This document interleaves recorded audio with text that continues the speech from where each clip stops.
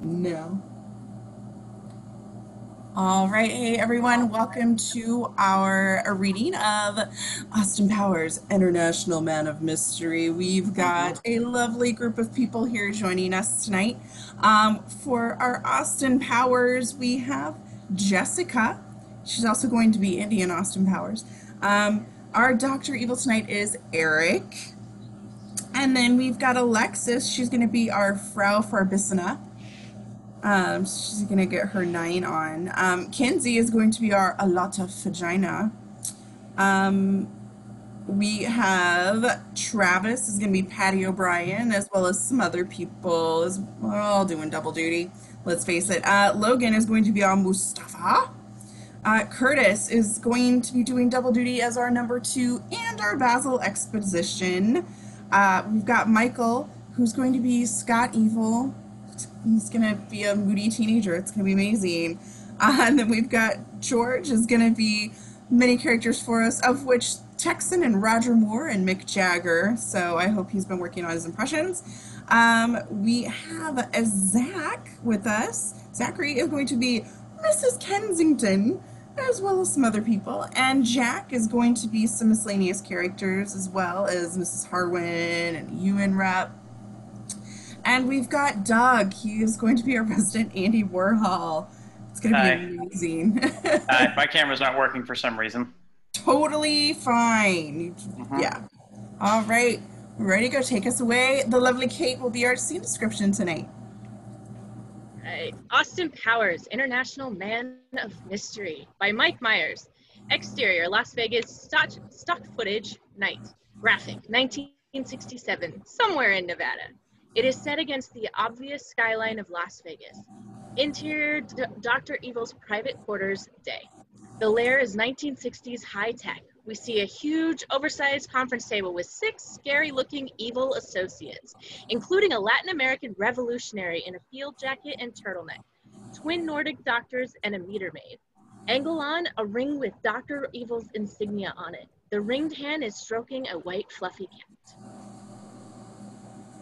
Gentlemen, are we all here? Good. As you know, my plot to hijack nuclear weapons and hold the world hostage has failed. Again. And this makes me angry. And when I get angry, Mr. Bigglesworth gets upset. And when Mr. Bigglesworth gets upset, people die! Organization will not tolerate failure. He presses a button. The revolutionary, the twin Nordic doctors, and the meter maid's chairs tip back and fall into a pit. Their chairs return empty and smoking. Mustafa, Angle on Mustafa, an Arab with a red fez. Frau Farbissina, Angle on Farbissina, in severe Salvation Army uniform. I spared your lives because I need you to help me rid the world of the only man who can stop me now. We must go to London and kill Austin Powers! Exterior, Carnaby Street, day. Music, Soul Bossa Nova by Quincy Jones. We start on a pair of beetle boots and a peg-top crushed velvet pants walking down the street in rhythm, a la Saturday Night Fever. We pan up to reveal Austin Powers, International Man of Mystery. He's a swinger with medium-length mod hair and sideburns, and he wears National Health Service glasses. Austin walks along Carnaby Street taking photographs. It's that perpetual bright sunny day that you see in the 60s movies. Austin, bursting with life, gives a two-handed handshake to a mod freak who's just gotten off a red double-decker bus. Austin salutes a strolling Bobby, then comes across 2 beautiful mod girls who are excited to see him. They all start to twist to the music, including the Bobby.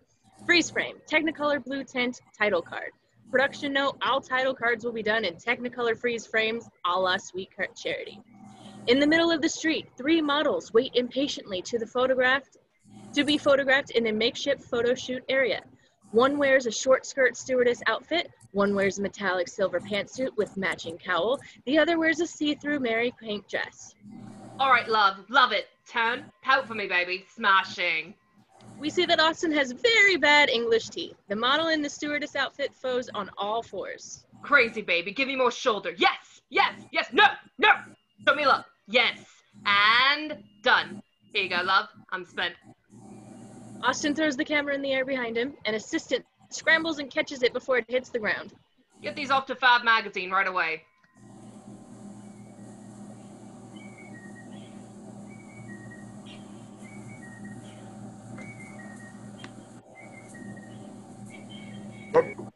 Austin, you really outdone yourself. Thanks, baby. We could have another photo session back at my flat. Oh, behave. Austin, I love you. So many women, so little time. A gaggle of mod girls come towards the shoot site. They recognize Austin and scream hysterically. It's Austin Powers! Austin runs away. The mob chases after him, a la Hard Day's Night. Exterior Carnaby Street, two bad guys attack Austin. He judo chops them. Judo chop! Judo chop! The mob of girls catches up to Austin and he runs away. Exterior phone booth. Austin's in a phone booth with his back turned. The mob runs by. He steps out, disguised only by a beard. Exterior guard station, London. Austin is jiving down the street and comes across a stone-faced, red-coated Buckingham Palace guard standing at attention just outside his guard box. Austin mugs for the guard, trying to get him to crack up, but to no avail. Finally, he pulls a big 60s flower from behind the guard's head and presents it to him. They both crack up. Exterior photo booth. The girls run by a 60s-era photo booth with somebody inside. Austin steps out. Angle on the film strip. Panels 1 through 3 show Austin with various exotic models. The fourth panel shows Austin with the Queen. Exterior Carnaby Street. Austin spots a very pregnant hippie girl with a placard that says protest in funky font. Might want to protest a bit louder next time, love. They both laugh. Full screen insert Austin's passport. The passport opens. We see Austin's door photo and he gives an insane grin, showing his bad teeth. The page flips and we see visa stamps from all the exotic places he's been. Exterior Carnaby Street, Austin flips a coin into the blind man's cup. The blind man, obviously sighted, moves the cup to catch the coin. Austin wags his little finger in an "oh, you" fashion and then proceeds to knee him in the balls. Exterior Carnaby Street, Austin is being chased around the corner by a gaggle of schoolgirls. After a moment, Austin returns from around the corner with a baton, followed by the marching band. The schoolgirls pick up his trail again and he begins to run. A 1967 Jaguar XKE convertible, which is decorated with a large Union Jack, pulls in beside Austin. He jumps over the door to the moving convertible, racing off just ahead of the crowd. Exterior interior Jaguar streets of London. The driver of the Jag is Austin's associate, Mrs. Kensington, a beautiful woman in her 30s. They drive against obvious rear projection of the 1960s London. Hello, Mrs. Kensington. Hello, Austin. Just then, a flashing red light goes off and we hear a distinctive phone ring. That'll be Basil Exposition, Chief of British Intelligence. The glove compartment revolves to reveal a picture phone. Angle on, picture phone screen. We see Basil Exposition, distinguished older man. A desk plate reads, Basil Exposition, Chief of British Intelligence. Hello, Austin. This is Basil Exposition, Chief of British Intelligence. You're Austin Powers, International Man of Mystery, and you're with Agent Mrs. Kensington. This year is 1967, and you're talking on a picture phone. We know all that, Exposition. I just want to be extremely clear so that everyone knows what's going on at any given time. We've just received word that Dr. Evil, the Ultimate Square, is trying to take over the world. Dr. Evil? I thought I put him in jail for good. I'm afraid not. And then this week, Dr. Evil escaped from Zell Edel prison in Baden-Baden. Now he's planning a track for you tonight at Electric Psychedelic Pussycat Swingers Club in Piccadilly Circus here in Swinging London. A panel revolves to reveal a map of London with lights showing Austin's position and the location of the club. Just where you'd never think to look for him. We'll be there. Good luck, Austin. Thank you. Oh, well, Austin, Yes. be careful. Thank you. Let's go, baby. Exterior stock footage, Piccadilly Circus night. On top of one building is a 3-story high Bob's Big Boy figure. Exterior Electric Psychedelic Pussycat Swingers Club, night. The Jaguar pulls up in front of the swinging nightclub. Mrs. Kensington steps out of the car dressed in a tight leather fight suit. She looks fabulous. Interior Electric Psychedelic Pussycat Swingers Club. It's a swinging club. Freaks around. In one corner, there is a press conference in progress. Hey, Austin Powers, it's me, Mick Jagger. Hey, Mick. Are you more satisfied now sexually, Austin? Well, you can't always get what you want. Can't always get what you want. That's a great title for a song. I'm going to write that. It'll be a big hit. Good on you, man. Groovy. Full screen insert, a vinyl 45 of You Can't Always Get What You Want. Full screen insert, Billboard chart, You Can't Always Get What You Want at #1. Interior, electric psychedelic Pussycat Swingers Club. In one corner, Andy Warhol sits in front of his multicolored Elvis, or equivalent. He body paints a butterfly on the thigh of a mod girl wearing a metallic miniskirt outfit. Austin Powers. Hi, I'm Andy Warhol. Hey, how are you? Hungry. Here, have this can of Campbell's tomato soup. Austin hands Andy a can of soup. I'm going to paint this can of soup and become famous and not give you any credit for it. If you can become famous, everyone will have their 15 minutes of fame, man. 15 minutes of fame. I'm going to use that quote and not give you any credit for that either. Mashing. Full screen insert, Andy Warhol's famous soup can painting. Interior electric psychedelic Pussycat Swingers Club. Her Majesty, the Queen, is giving Austin a victorious cross like the Lyndon Johnson scene in Forrest Gump. Behind them are 2 Coldstream guards and the Duke of Edinburgh. Austin Powers, Britain owes you a debt of gratitude. Austin gives a cheeky look to Mrs. Kensington. I understand you were wounded. Where were you hit? In the buttocks. Must be a sight. I'd kind of like to see that. Austin turns around, drops his pants, and shows his wounded bum, matching gums, to the Queen. The Queen walks away. Nice buttocks. In the lineup, we also see Forrest Gump. He has to pee very badly. We've got to find Dr. Evil. Wait, I got an idea. He punches a pretty mod girl in the face, knocking her out cold. Oh. Austin, why in God's name did you strike that woman? That ain't no woman. It's a man. It's one of Dr. Evil's assassins. Austin pulls off the mod girl's wig. She is a male assassin. The assassin comes to and leaps to his feet.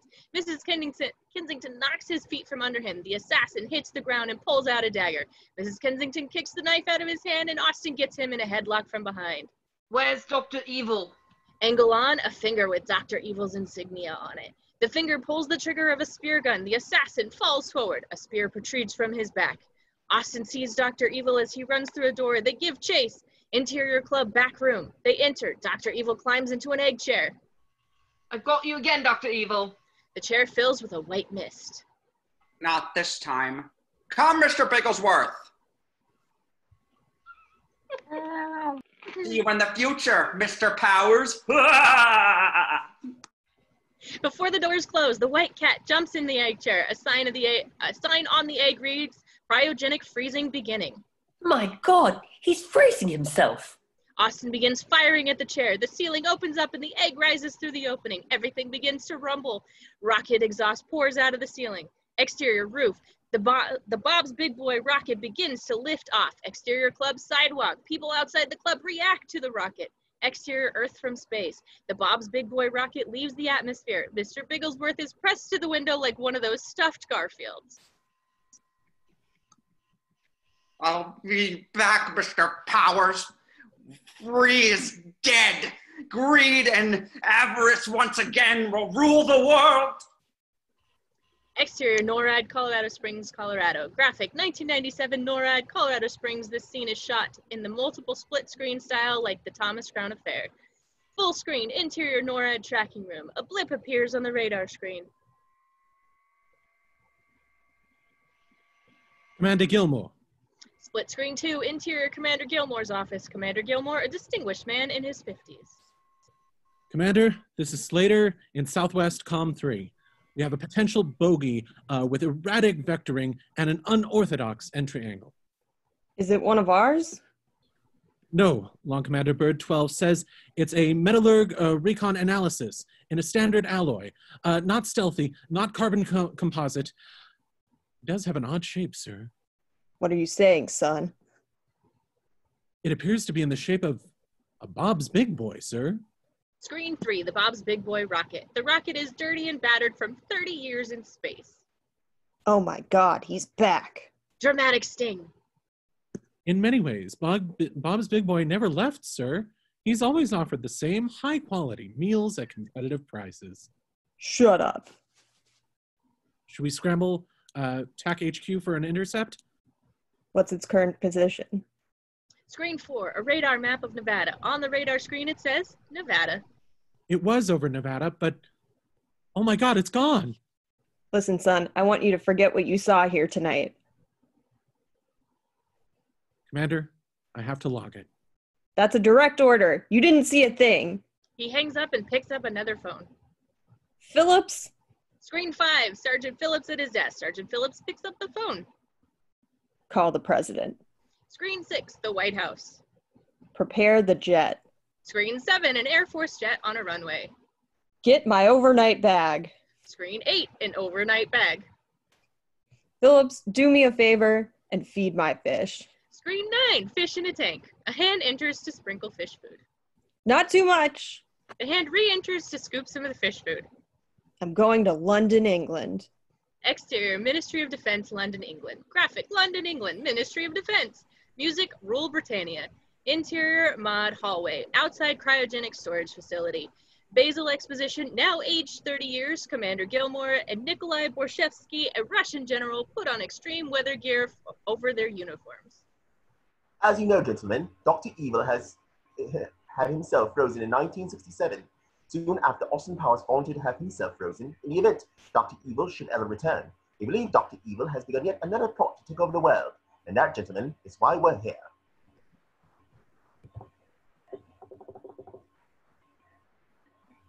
Outstanding recap, Exposition.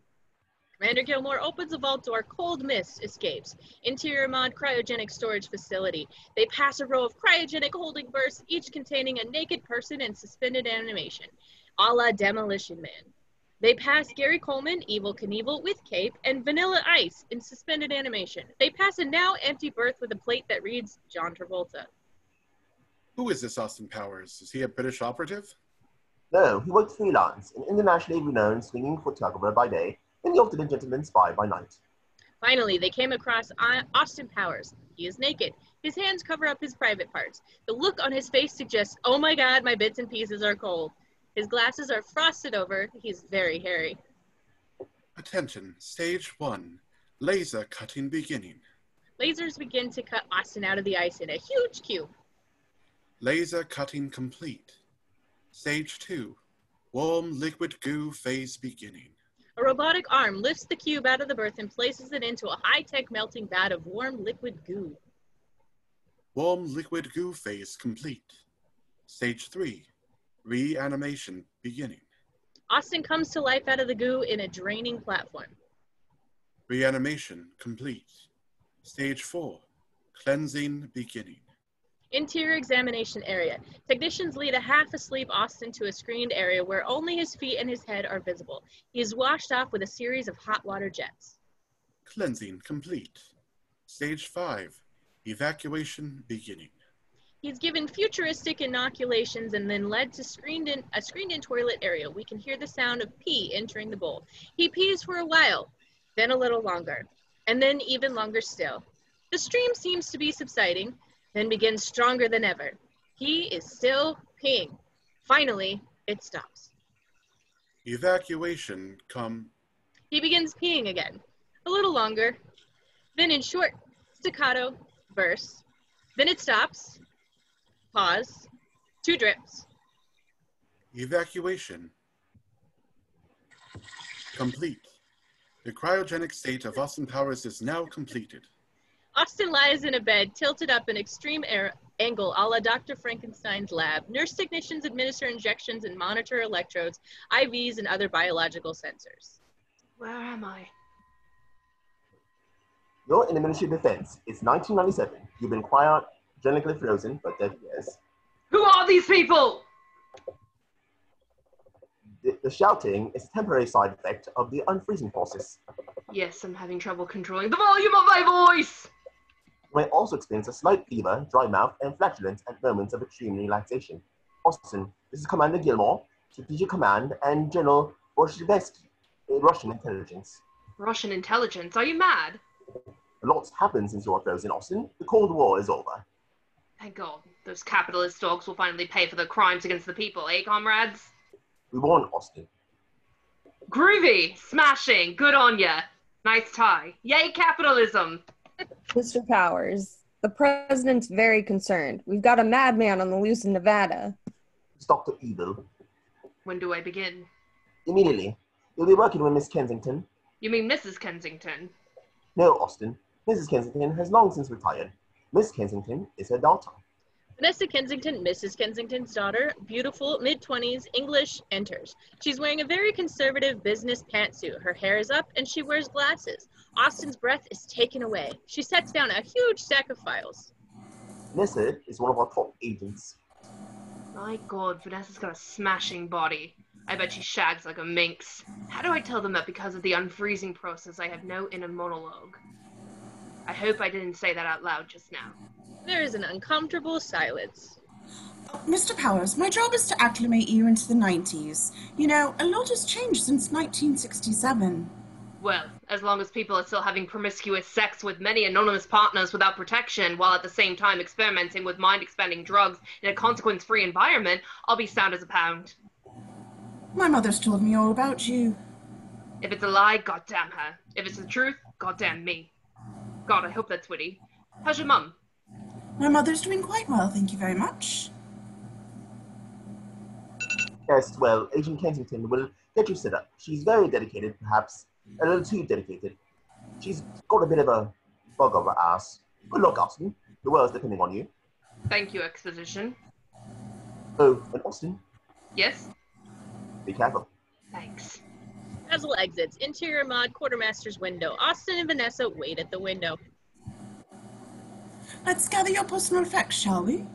A clerk brings out a locker basket and reads off a list. Danger Powers, personal effects. Actually, my name's Austin Powers. It says here, name Danger Powers. Danger's my middle name.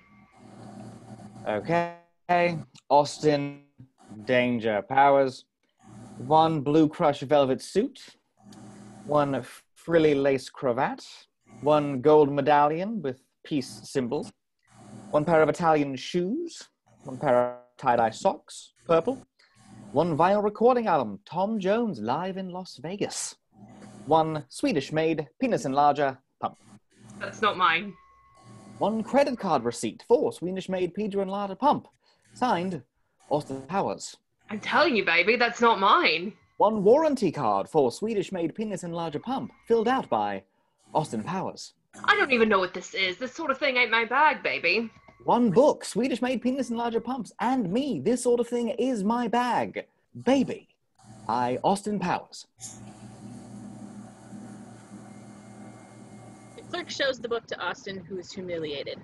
Okay, man, don't get heavy. I'll sign, just to get things moving, baby. Listen, Mr. Powers, I look forward to working with you, but do me a favor and stop calling me baby. You can address me as Agent Kensington. We have to leave immediately. We have preserved your private jet just as you left it. It's waiting at Heathrow Airport. My jumbo jet? Smashing, baby. Exterior plane taking off. We see a plane taking off in a silhouette. Exterior plane in flight. A multicolored psychedelic jumbo jet with Austin's logo on the tailpiece. Interior private psychedelic jet. The inside looks like Hugh Hefner's jet, rust shag carpet, brown walls, and beads. Austin and Vanessa sit on beanbag chairs. Vanessa works on her laptop. Pretty groovy jumbo jet, eh? How does a hot chick like you end up working at the Ministry of Defense? I went to Oxford and excelled in several subjects, but I ended up specializing in foreign languages. I wanted to travel, see the world. My last year I was accepted into the MOD, to the cultural studies sector. I thought I was off to an exciting career, but my job was to read everything printed in every country. It's very boring. My whole day is spent reading wedding announcements in Farsi. If I do well at this case, I finally get promoted to field operative. That's fascinating, Vanessa. Listen, why don't we go back into the back and shag? I beg your pardon? I've been frozen for 30 years, man. I want to see if my bits and pieces are still working. Excuse me? My wedding tackle. I'm sorry? My meat and 2 veg. Mr. Powers, please! I know you must be a little confused, but we have a very serious situation at hand. I would appreciate it if you would concentrate on a mission and give your libido a rest.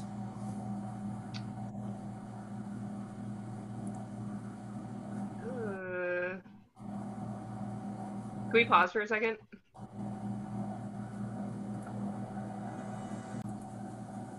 The stewardess enters. They're not dressed very sexily. One of them is a man and the other wears braces. This lady, did you say stewardess? What called the flight attendants? Now, thank you very much. Oh, I get it. It's like I'm not a whore, I'm a sex worker, baby. My name is Mrs. Wilkinson. Now, a few things we need to discuss. First of all, we're not wearing these. She holds up some skimpy lingerie-type flight outfits. Also, I have some questions about the itinerary. It says here, 4:30 dinner, 5:30 everyone gets naked and covered with baby oil. 6 o'clock orgy. Seems pretty straightforward, don't you think? Listen, darling, I think you're a fabulous bird. Can I get your telephone number?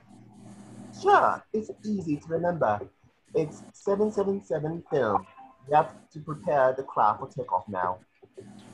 Smashing. When we land, I'll give you a tinkle on the telling bone. The flight attendant gives him a chilly stare, then exits. Ooh, she must be frigid. There's two things I know about life. One, Americans will never take to soccer. Two, Swedish girls and stewardesses love to shag. They're shag mad, man. Let me ask you a question, Vanessa, and be honest. Sure. Do I make you horny? What? Do I make you horny? Randy, you know, to you, am I Eros manifest? I hope this is part of the unfreezing process. Listen, Vanessa, I'm a swinger. That's what I do. I swing. I understand that, Mr. Powers, but let me be perfectly clear with you, perhaps to the point of being insulting. I will never have sex with you. Ever.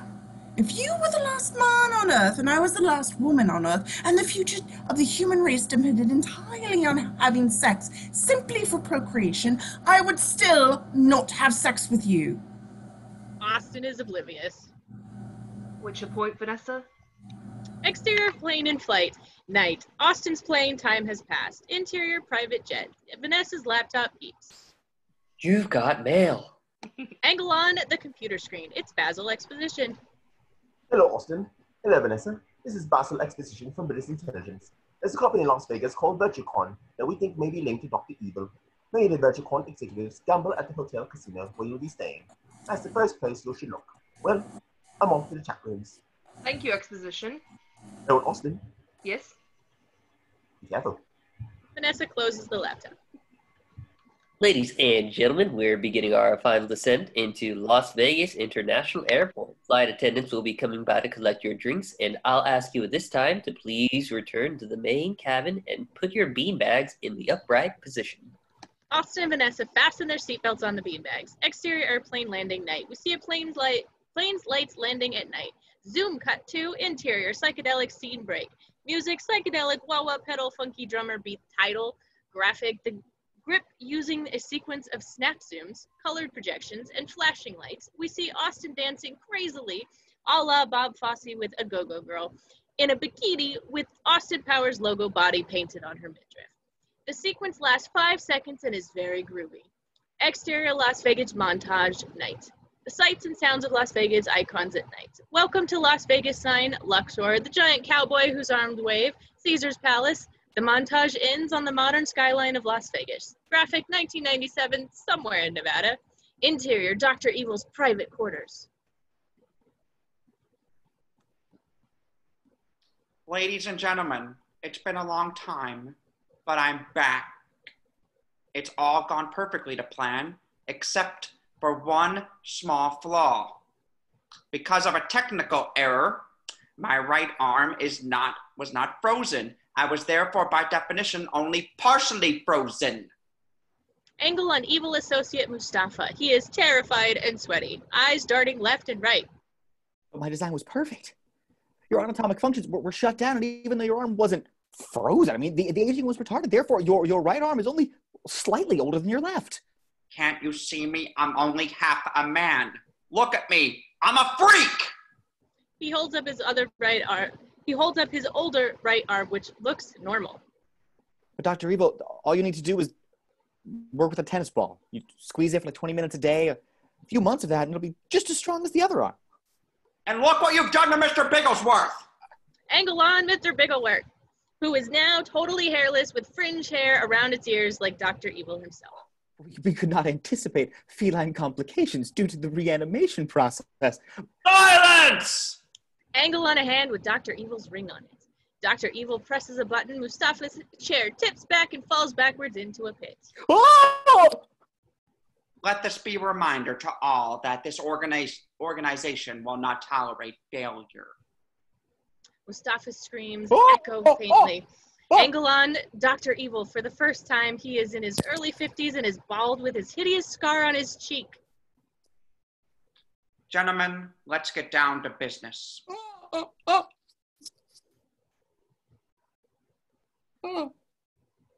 We've got a lot of work to do. Can somebody help me? I'm still alive, only I'm very badly burned. Some of you I know, some of you I'm not meeting for the first time. Hello up there, and anyone, can someone call an ambulance? I'm in quite a lot of pain. You've been gathered here to form my evil cabinet. Excuse me. He picks up a white phone and murmurs into it. If somebody can open the retrieval hatch down here, I can get out. You see, I designed this device myself. And, oh, hi! Good, I'm glad you found me. Listen, I'm very badly burned, so if you could just... Sound effects, muffled gunshot. Ow! You shot me!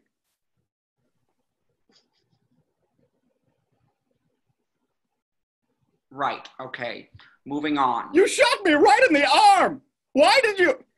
Sound effects, muffled gunshot. Dr. Evil waits, nothing.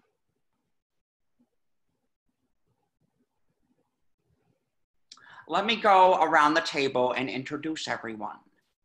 Frau Farbissina. Angelon Frau Farbissina. Founder of the militant wing, the Salvation Army. Random Task. Random Task is a large Korean man in a butler's uniform. A Korean ex-wrestler, evil handyman extraordinaire. Show them what you do. He stands up, bows, then takes off his shoe and throws it. He knocks the head off a sculpture across the room. Thank you, Random Task. Patty O'Brien. Patty O'Brien, a small, wiry Irishman with fiery eyes. Ex-Irish assassin. His trademark? Around Patty O'Brien's wrist is a charm bracelet. A superstitious man. He leaves a tiny keepsake of every victim he kills. Scotland Yard would love to get their hands on that piece of evidence. Yeah, they're always after me, Lucky Charms. Everyone in the room tries to keep a straight face. What? Why does everyone laugh when I say that? They are after me, Lucky Charms. They cannot contain their laughter. What? A television commercial. Meet this little cartoon leprechaun who was a benevolent imp who was very concerned that these children would steal his lucky charms, which are foodstuffs fashioned into various shapes, hearts, moons, glovers, what have you. It's a long story. Finally, I come to my number 2 man. His name, Number 2. Number 2, a good-looking 40-year-old man with an eye patch.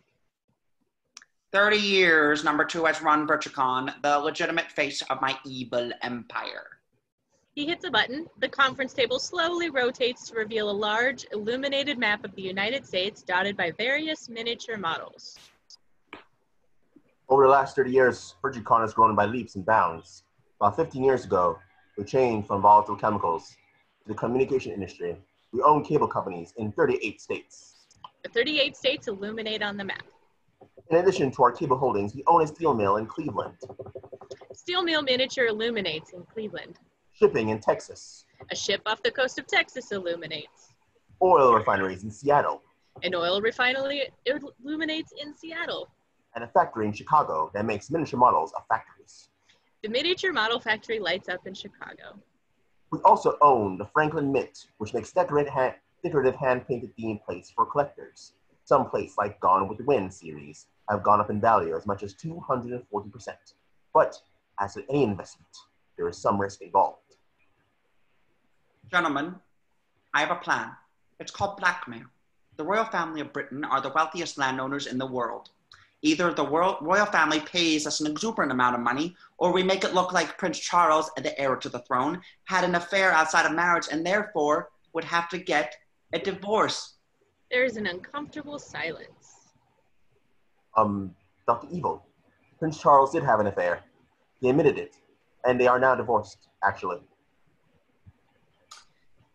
People have to tell me these things. I've been frozen for 30 years. Throw me a frickin' bone here. I'm the boss. Need the info. Okay. No, No problem. He was Max Lord for ours. Here's Logan. Okay, no problem. Here's my second plan. Back in the 60s, I had a weather changing machine that was in essence of a sophisticated heat beam, which we call a laser.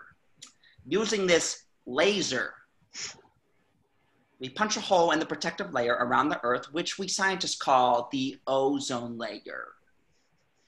Slowly but surely, ultraviolet rays would pour in, increasing the risk of skin cancer. That is, unless the world pays us a hefty ransom. There is another uncomfortable silence. That also has already happened. Shit. Oh, hell. Let's do what we do. Let's hijack some nuclear weapons and hold the world hostage. You like that? Okay.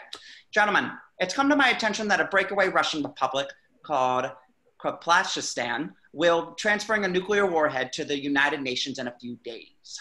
Here's the plan. We get the warhead. We hold the ransom for $1 million. There is an uncomfortable pause. You think we should ask for more than $1 million? $1 million isn't that much money these days. All right, then. $5 million. There's another uncomfortable pause. Urchicon alone makes over $9 billion a year. Oh, really? Okay, then. $100 billion. Okay, make it happen. Anything else? Remember when we froze your semen, you said if it looked like you weren't coming back to try and make you a son so that part of you would live forever? Yes. Well, after a few years, we sort of got impatient. Dr. Evil, I want you to meet your son. My son? Yeah. Scott Evil walks out. He's 15, grungy, and wears a Kurt Cobain t-shirt. Hi. Hello, Scott. I'm your father, Dr. Evil. I have a son, everyone, I have a son! Someday, Scott, this will all be yours. I haven't seen you my whole life. Now you show up and want a relationship? I hate you. Exterior Jaguar driving Vegas day. Vanessa and Austin drive in his perfectly preserved Jag. You preserved my Jag! Smashing! Yes, and we've had it retrofitted with a secure cellular phone, an onboard computer, and a global geosynchronous positioning device. Oh, and finally, this. The glove compartment revolves to reveal a display of various dental hygiene products. Floss, toothpaste, toothbrush, dental mirror, and cleaning tool. Let me guess. The floss is garrote wire, the toothpaste contains plastic explosives, and the toothbrush is the detonation device. No, actually, I don't know how to put this really well. There have been fabulous advances in the field of dentistry. Why? What's wrong with my teeth? Exterior Vegas hotel night. The Union Jack emblazoned Jaguar pulls up to the front door. Interior Vegas hotel room. Vanessa carries her compact flight attendant bag, and Austin takes his two bright red oversized leatherette Samsonite suitcases. Which side of the bed do you want? You're going to sleep on the sofa. I'd like to remind you, Mr. Powers, the only reason we're sharing a room is to support our cover story that we're a married couple on vacation. So, shall we shag now or shall we shag later? How do you like to do it? Do you like to wash up first, top and tails, a horse bath? Personally, before I'm on the job, I like to give my undercarriage a bit of a how's your father? I'm just joking, Vanessa, trying to get a rise out of you. They both laugh. Let's unpack. Her luggage, in the inside flap, is a types of list of contents. All her items are in separate labeled plastic bags. Cool, blimey. Nerd alert! His luggage. He pulls out a Nebrew jacket and huge Remington shaver with huge English plug. Her luggage. She pulls out a compact clothes, steamer, travel iron, and Braun blow dryer. His luggage. He pulls out a vintage 1967 Playboy and bottle of Jergens lotion. She pulls out wet dabs her underthings in plastic bags marked underthings and her shoes in a baggie marked shoes. He pulls out a miniature meditation gong and high karate cologne. She pulls out a dossier labeled Dr. Evil, top secret. He pulls out the Swedish penis and larger pump. Vanessa sees it. Hey, who put this in here? Someone's playing a prank on me. Honestly, this isn't mine. I'm sure. I think I'll give that Stu a ding-a-ling. Austin casually dials the phone while looking at his palm. After a beat, we hear a loud male voice coming through the handset. Hello and welcome to 777 Film. Austin covers the mouthpiece and whispers to Vanessa. I got an answering machine. Interior casino. Austin and Vanessa walk through the casino. Austin gives people two-handed handshakes. They stare at him like he's a freak. I love Las Vegas, man. Oh, I can't believe I forgot my X-ray glasses. Here, use mine. Going to use a covered name. It's important that it be a generic name so that we don't draw attention to ourselves.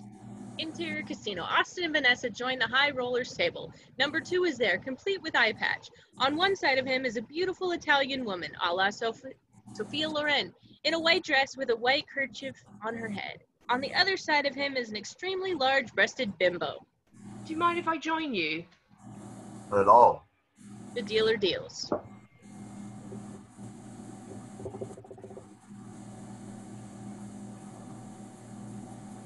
$17. Zoom in on number 2's eye patch. Number 2's his POV. Graphic X-ray eye patch. We see everyone at the casino in their underwear. He looks at the next card in the shoe. It's a 4. Hit me. You have 17, sir. The book says not to, sir. I like to live dangerously. The dealer draws a card from the card shoe. 421. Everyone at the table applauds. The dealer deals to Austin and number 2. 18, 16. Number 2's point of view. Graphic X-ray eye patch. He looks at the shoe and sees that the next card is a 10. I'll stay. Sir. Smugly, Austin puts Vanessa's X-ray glasses. Austin's point of view. Graphic X-ray specs. Everyone in their underwear, but it's completely blurry.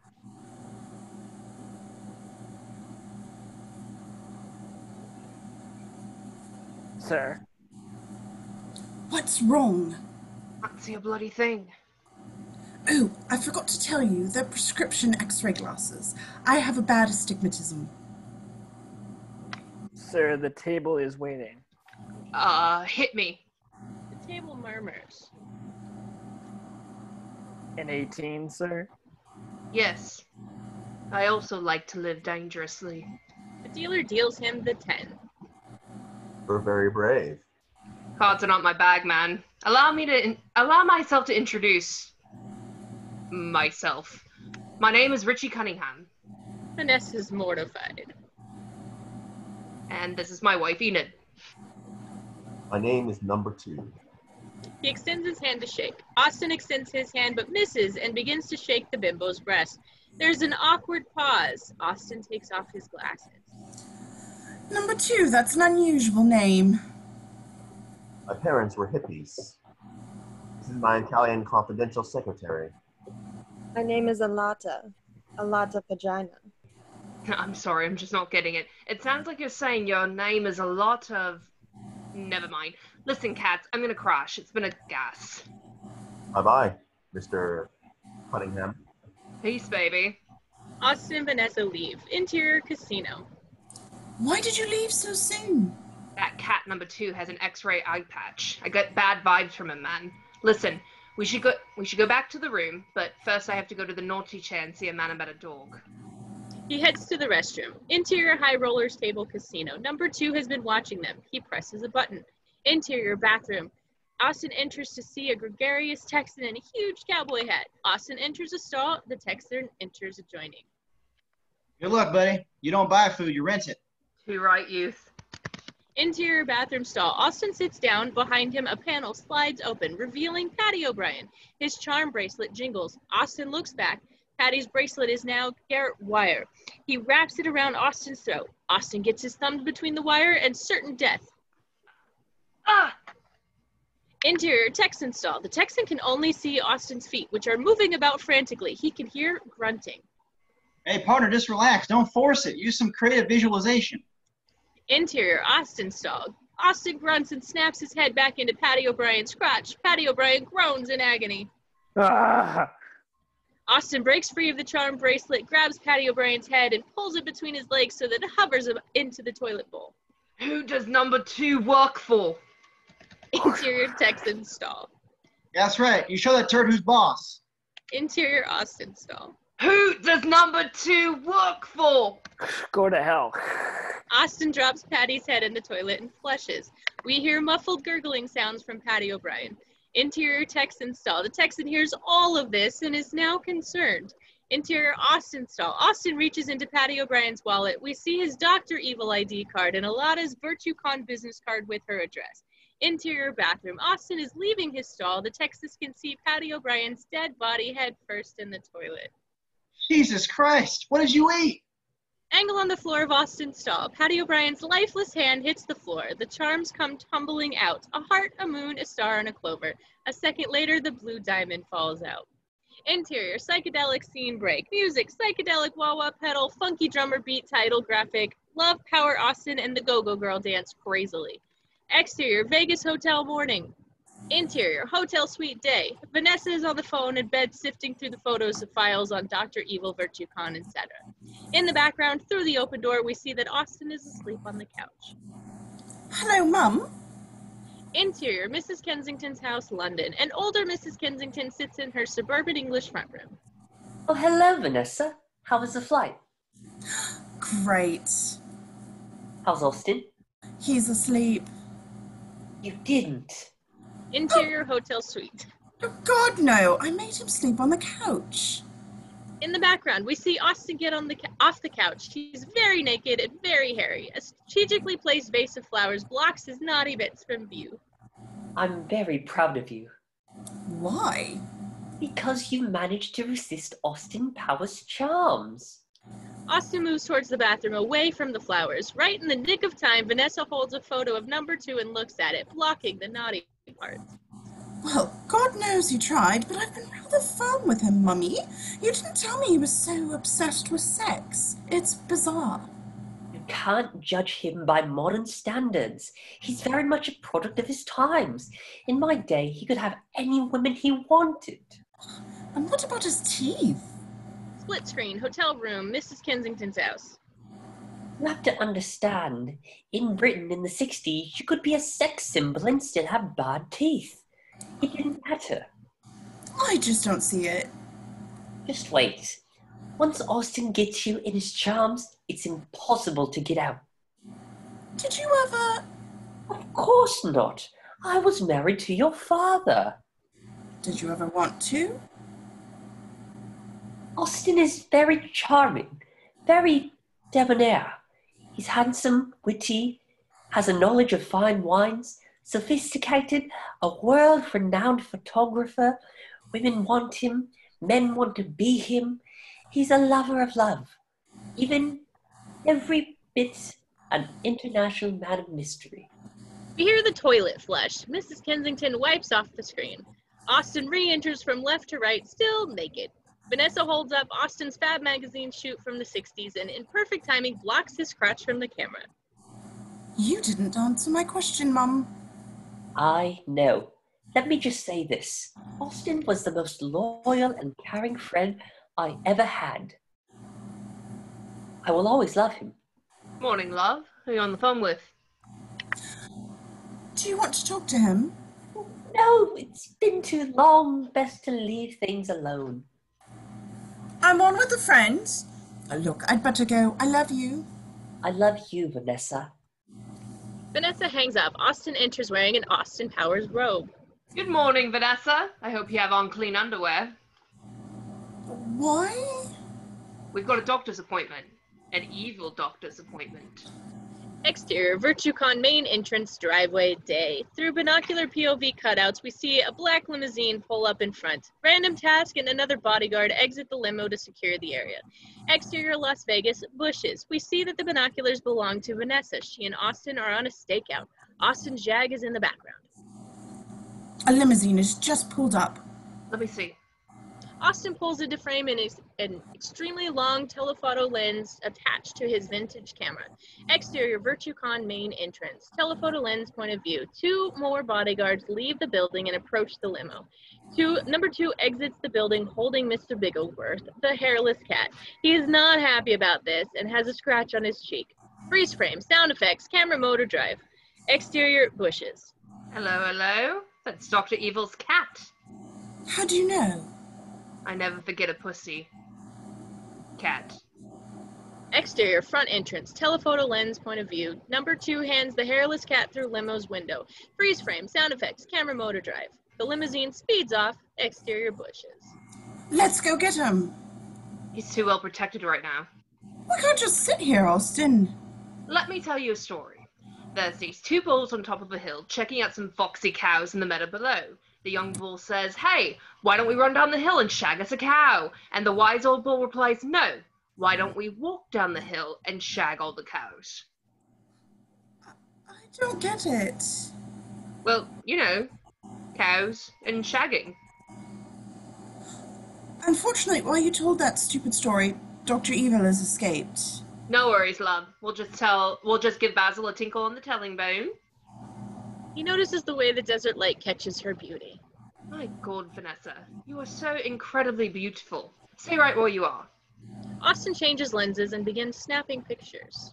Ugh, I hate having my picture taken. You're crazy. The camera loves you, Vanessa. Go, Vanessa, go! Vanessa lets go a little bit more. Austin and Vanessa are in the midst of full professional photo shoot, and she's loving it. Austin begins snapping pictures, all the while changing her look, touching her hair. All right, love. Love it. Turn. Pout for me, Vanessa. Smashing. Crazy. Give me some shoulder. Yes, yes, yes! He motions to her to top 2 buttons of her blouse. She nods no. Austin nods yes. She sheepishly undoes them. A montage of her in various gowns, one more exotic and exciting than the other. Show me love. Yes. Smashing. Vanessa is flanked by 2 buff male models a la Madonna. Great, great. Smashing. Yes, yes, yes. No, no. Love it. Give me love. Give me mouth. Give me lips. Going in very close now. Goes in closer. Give me eyes. Give me cornea. Give me aqueous humor. Coming in closer. Give me retina, Vanessa. Even closer.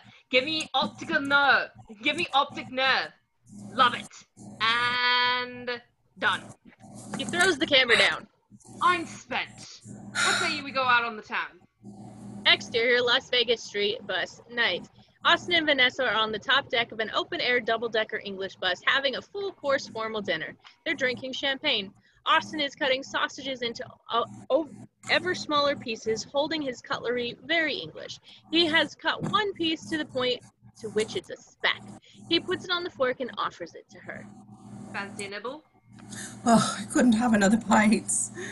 They laugh, they drink. It's Tom Jones serenading them. They begin to dance. Austin gives her roses. Austin is wooing her.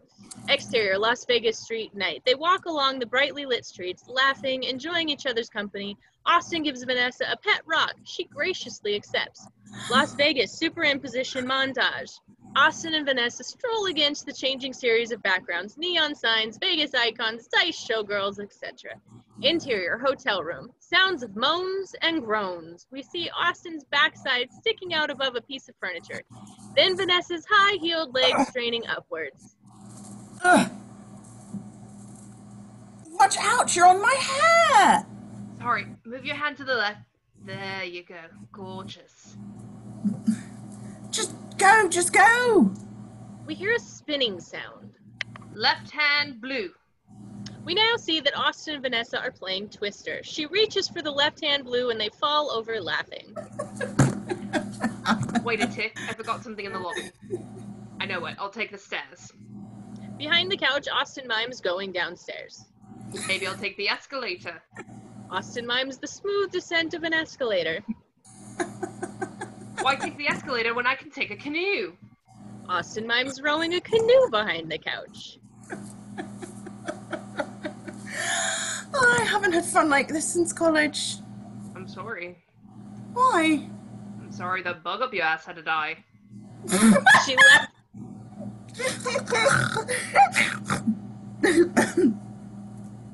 Always wanting to have fun, that's you in a nutshell. No, this is me in a nutshell. Austin mimes being trapped in a nutshell. Help! I'm in a nutshell! What kind of nut has such a big nutshell? How do I get into this bloody great big nutshell? You're smashed, Vanessa. I am not. Oh, yes, you are. I'm not. I'm the sensible one. I'm always the designated driver. They're both on the bed. She looks at him. He looks at her. There is an awkward silence. She's about to kiss him, then pulls away. I can't. You're drunk. It's not that I'm drunk. I'm just beginning to see what my mum was talking about. What was my mother like back in the 60s? I'm dying to know. She was very groovy. She was so in love with your dad. If there was one other cat in this world that could have loved your mum and treated her as well as your dad did, it was me. But, unfortunately, for yours truly, that train has sailed. Austin hears snoring. He looks over and sees Vanessa is asleep. A distinctive phone rings and a red light flashes. Austin opens one of his funky suitcases to reveal a picture phone. It's Basil Exposition on an airplane. Hello, Austin. This is Basil Exposition from British Intelligence. Thank you for confirming a link between Dr. Evil and Vetricon. Find out what part Vetricon plays in something called Project Vulcan. I'll need you and Vanessa to get on that immediately. Right away, Exposition. Where is Vanessa, by the way? Austin looks over at Vanessa's sleeping figure. She's working on another lead right now. Then you'll have to go with it alone. Good luck. Thank you, Basil. Oh, and Austin. Yes? Let me remind you that because of the unfreezing process, you might experience flatulence at moments of extreme relaxation. Oh, yes. Thank you. There's one more thing, Austin. Yes? Be careful. Thank you. Austin looks at Alada's VirtueCon business card. Interior, Alada's Japanese-style penthouse. Austin is in a dark penthouse suite. Austin passes a piece of art that is very suggestive of the female anatomy. Paging Dr. Freud. He goes over to a credenza where there is a briefcase. He opens it. Full-screen document. Austin's photographing the dossier with his miniature camera pendant. Give it to me, baby. Super. We now see that the document outlines all of VirtueCon's holdings in a flowchart fashion. Pat for me, love. Smashing. Yes, yes, yes, no, no. One side of the chart is labeled Secret Projects. Under that, we see Human Organ Trafficking, Carrot Top Movie, and close-up, Project Vulcan. We see schematics for some sort of subterranean probe and a cross-section of the Earth labeled Crust, Mantle, Core. And I'm spent. The front door opens. It's Alada. You seem surprised to see me. I thought you'd quit while you were ahead. What, and watch all my earnings go down the toilet? What do you want, Mr. Cunningham, was it? Call me Richie, Miss Vagina. May I call you a Lotta? Please? Nay. Your boss, number 2. I understand that cat's involved in big underground drills. VirtueCon's main interest is in cable television, but they have a subterranean construction division, yes. How did you know? I didn't, baby. You just told me. It's for the mining industry, Mr. Cunningham. We can talk about business later, but first, let me slip into something more comfortable. Behave. Music, The Look of Love by Sergio Mendes and Brazil 66. Alada goes behind a Japanese screen. In silhouette, she takes off her clothes and puts on a robe. She opens a pair of sliding doors to reveal an elaborate Japanese bath grotto. Go for it. Interior, Japanese bath. She slips off her robe, revealing the Dr. Evil logo tattoo on her shoulder, and enters the water. Oh, I'm sorry. Oh. Wait. I'm so sorry. Where are we? What page? 49? 49. Okay. Come in. I'd rather talk about number 2. Don't you like girls, Mr. Cunningham? Come in, and I'll show you everything you need to know. Austin takes off his clothes. He is extremely hairy. He goes in. Alana produces a soapy sponge and swims over. May I wash you? Groovy. She washes his back. Behind his back, she pulls out his wallet and looks through it. Angle on his identification. It reads Austin Powers, International Man of Mystery. Angle on his various cards, Charge X, Playboy Club, etc. She puts his wallet back in his trousers. In Japan, men come first and women come second. Or sometimes not at all. Care for some sake? Sake to me, baby. Alana pours them sake. Alana unscrews the diamond in her ring. A sign on the inside of her ring reads relaxation pills. She drops 2 pills into his drink. Austin takes a sip. His eyes glaze over. He's instantly woozy. How do you feel, Mr. Cunningham? I feel extreme relaxation. A big bubble comes to the surface right in front of Austin. Pardon me for being rude. It was not me. It was my food. It just popped up to say hello, and now it's gone back down below. That's very clever. Do you know any other poems? Milk, milk, lemonade. Round the corner fudge is made. Stick your finger in the hole, and out comes a Tootsie Roll. Thank you. That's beautiful. To your health. To my health. Kiss me. They go to kiss, and she notices his terrible teeth close up. Do you mind if I ask you a personal question? Is it about my teeth? Yes. Damn. What exactly do you do at VirtueCon? I'll tell you all in due time, after we make love. But first, tell me another poem. I think it was Wordsworth who penned this little gem. Press the button, pull the chain, out comes a chocolate choo-choo train. Oh, you're very clever. Let's make love, you silly, hairy little man. She glides over to him. Interior, psychedelic scene break. Music, psychedelic wah-wah. Pedal, funky drummer beat. Graphic, the party Austin and the Go-Go Girl dance crazily. Interior, Dr. Evil's private quarters day. Dr. Evil, number 2, and Frau Ferbacina sit at the large conference table. Austin Powers is getting too close. He must be neutralized. Any suggestions? Jawohl. Yes, wohl, Herr Doctor. I have created the ultimate weapon to defeat Austin Powers. Bring in the fembots! Music, sexy Matt Helm type theme, 3 fembots enter. They are beautiful, buxom, multiracial girl robots in 60s clothes and white go-go boots. Breathtaking, Frau. These automated trumpets are the perfect bait for degenerate powers. These are the latest third in android replicant technology. Lethal, efficient, and brutal. And no man can resist their charms. Send in the soldiers! 7 soldiers come in. They are immediately attracted to the fembots. They throw down their guns and come to the girls zombie-like. When they get within range, guns pop out of the fembots' bras and begin firing, killing the guards. Quite impressive. Oh, danke, Herr Doctor. I like to see girls of that caliber. By caliber, I mean both the barrel size of their guns and the high quality of their character. Forget it. Sound effects, 60s electronic buzzer. That would be the video feed from Queplerchison. Dr. Evil and number 2 watch a large screen. We see stock footage of a Russian warhead. We cut to a close-up of Russian soldiers being taken prisoner by VirtueCon soldiers in the front of military vehicle. Gentlemen, phase 1 is complete. The warhead is ours. Let phase 2 begin. Patch us through to the United Nations Security Secret Meeting Room. Interior, UN secret meeting room. Representatives of various countries in their traditional garb around a large UN-style meeting table. The British are dressed in bowler hats. The Americans all look like JFK. The Canadians are dressed as Mounties. The Arabs are dressed in ceremonial robes, etc. Gentlemen, my name is Dr. Evil. They all look to the screen. In a little while, you'll find out that the Krepelstani warhead has gone missing. Well, it's in safe hands. If you want it back, you'll have to pay me $1 million. The UN representatives are confused. Number 2 coughs. Oh, sorry. $100 billion. The representatives argue amongst themselves.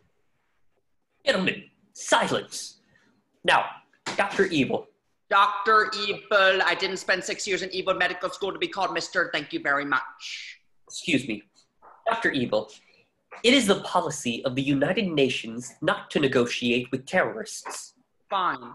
Have it your way, gentlemen. You have 5 days to come up with $100 billion.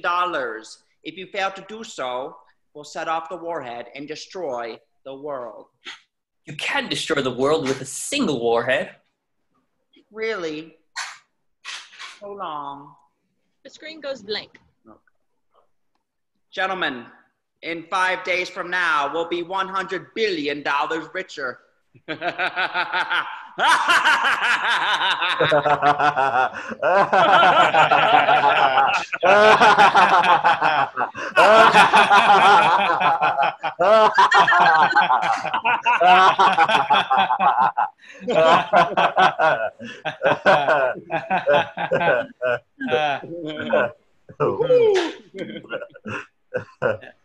There's an uncomfortable pause because clearly we should have faded to black some time ago. The evil associates look around the room, not knowing what to do with themselves. Okay, well, I think I'm going to watch some TV. Okay, sure, yeah. They exit the frame awkwardly. Interior British makeshift headquarters. Austin and Vanessa enter past 2 British military policemen. There's a communication center, a makeshift armory, bunks, etc. We see Basil dressed in the Vegas-era Elvis. Hello, exposition. Austin, Vanessa, let me bring up tea. Dr. Evil has hijacked a nuclear warhead from Propulsion and is holding the world ransom for $100 billion. If the world doesn't pay up in 4 days, he's threatening to destroy the world. Thank you, exposition. Only 2 things scare me, and one is nuclear war. What's the other? Excuse me? Is there anything you're scared of? Carnies. What? Circus folk. Nomads, you know, they smell like cabbage. Indeed. If we get back to the business at hand, it's one thing to have a warhead. It's quite another thing to have the missiles to launch it. Maybe these photographs are the last piece of that puzzle. I've uncovered the details of Project Vulcan.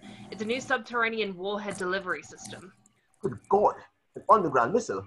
We've long feared such a development.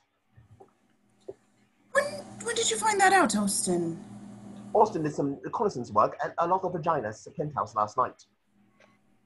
Oh. Our next move is to infiltrate Verticon. Any ideas? Yes, Verticon runs a tour of their facilities every hour. I suggest we pose as tourists and do a site-level reconnaissance. Dora, Kensington? Oh, Austin, I want you to meet somebody. Basil waves to an extremely frail, elderly British lady. Austin, this is my mother, Mrs. Exposition. She's in from Tunbridge Wells in Kent. Can you believe she's 92 years old? Austin hauls off and punches the lady in the face. My God, Austin, what have you done? That's not your mother, that's a man. Austin begins tugging on her hair. Ow, my hair! Get away from my mother! Austin, have you gone mad? The 2 guards come over and help Mrs. Exposition to a cot. Who was that man? Why did he hit me? Don't worry, mother. Lie down. Austin, you have a lot of explaining to do. Sorry, Basil, I thought she was a man. Damn it, man. You're talking about my mother. You must admit she is rather mannish. No offense, but if that's a woman, it looks like she's been beaten with an ugly stick. Really, Austin? Look at her hands, baby. Those are carpenter's hands. All right, Austin. I think you should go. I think if everyone were honest, they'd confess the lady looks exactly like a man in drag. I'm leaving. Oh, and Austin. Yes, Basil? Never. Thanks. Basil escorts his mother out. Austin, may I have a word with you? Of course, love.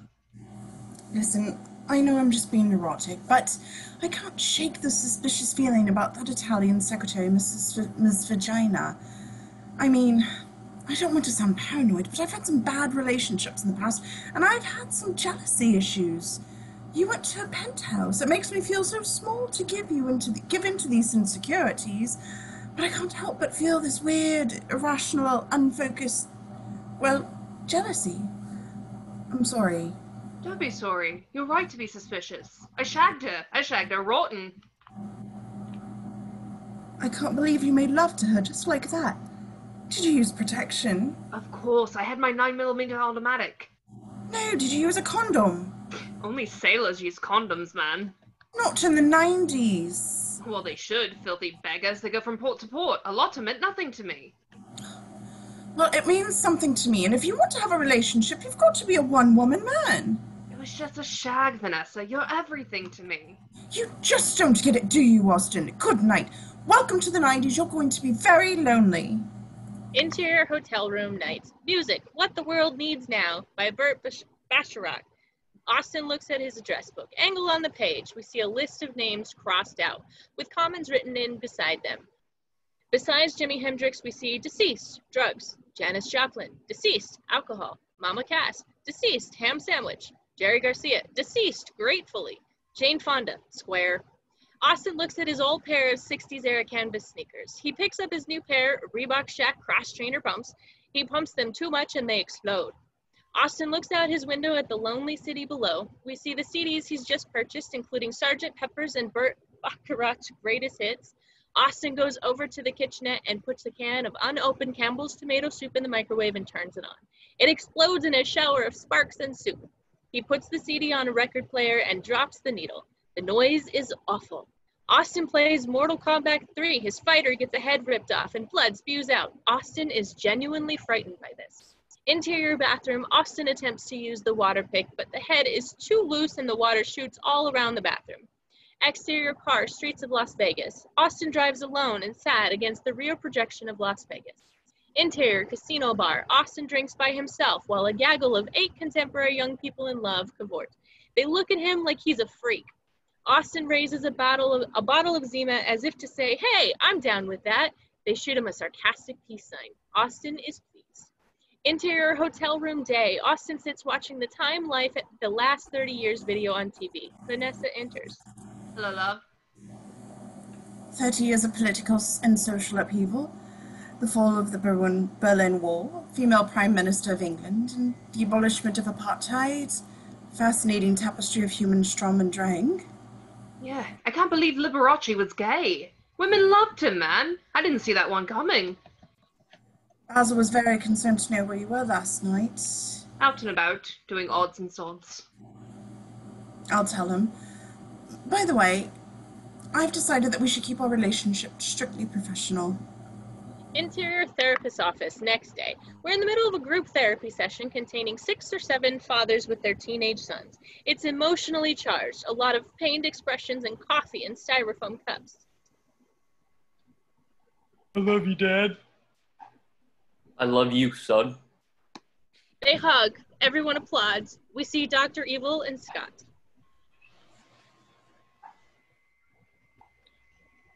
I love you, Dad.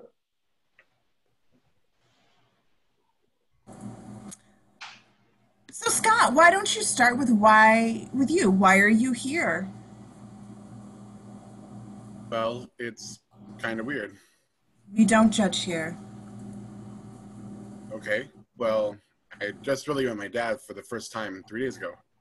He was partially frozen for 30 years. I never knew him growing up, and he comes back, and now he wants me to take over the family business. And how do you feel about that? I don't want to take over the family business. But Scott, who's going to take over the world when I die? Not What me. do you want to do, Scott? I don't know. I was thinking maybe I'd be a vet or something, because I like animals and stuff. Evil vet? No. Maybe like work in a petting zoo or something. An evil petting zoo? You always do that! Anyways, it's really hard because, you know, my dad is really evil. We don't label people here, Scott. No, he's really evil. Scott, No, the boy's right. I really am evil. don't be so hard on yourself. You're here. That's important. A journey of 1,000 miles begins with one step. I just think, like, he hates me. I really think he wants to kill me. Okay, Scott, no one really wants to kill anyone here. They say it, but they don't mean it. The group laughs. Actually, the boy's quite astute. I really am trying to kill him. My evil associates have cautioned against it. So here he is, unfortunately, alive. We've heard from Scott, now let's hear from you. The details of my life are quite consequential. That's not true, Doctor. Please tell us about your childhood. Yeah. Of course, go ahead. Very well. Where do I begin? My father was a relentlessly self-improving boulangerie owner from Belgium with low-grade narcolepsy and a penchant for buggery. My mother was a 15-year-old French prostitute named Chloe with webbed feet. My father would womanize. He would drink. He would make outrageous claims like he invented the question mark. Sometimes he would accuse chestnuts of being lazy. I sort of general melange that only the genius possess and the insane lament. My childhood was quite typical. Summers in Rangoon, luge lessons. In the spring, we'd make meat helmets. If I was insolent, I was placed in a burlap bag and beaten with reeds. Pretty standard, really. At the age of 12, I received my first scribe. At the age of 15, a Zoroastrian named Vilma ritualistically shaved my testicles. These really is nothing like a shorn scrotum. At the age of 18, I went off to Evil medical school. From there, I wanted to be a quadruple threat. I took tap dancing lessons, and I wanted to act and dance. Angle on the therapist and the group. They are stunned. Psychedelic scene break. Music. Psychedelic wah-wah pedal funky jumper beat. Title graphic. Sock it to me, Austin, and the go-go girl dance crazily. Exterior, VirtueCon high-rise next morning. Interior hallway, VirtueCon. A tour is in progress. Austin, Vanessa, and other tourists ride on the electric tram. Since I've been unfrozen, I've had a rancid taste in my mouth. Do you have a piece of gum?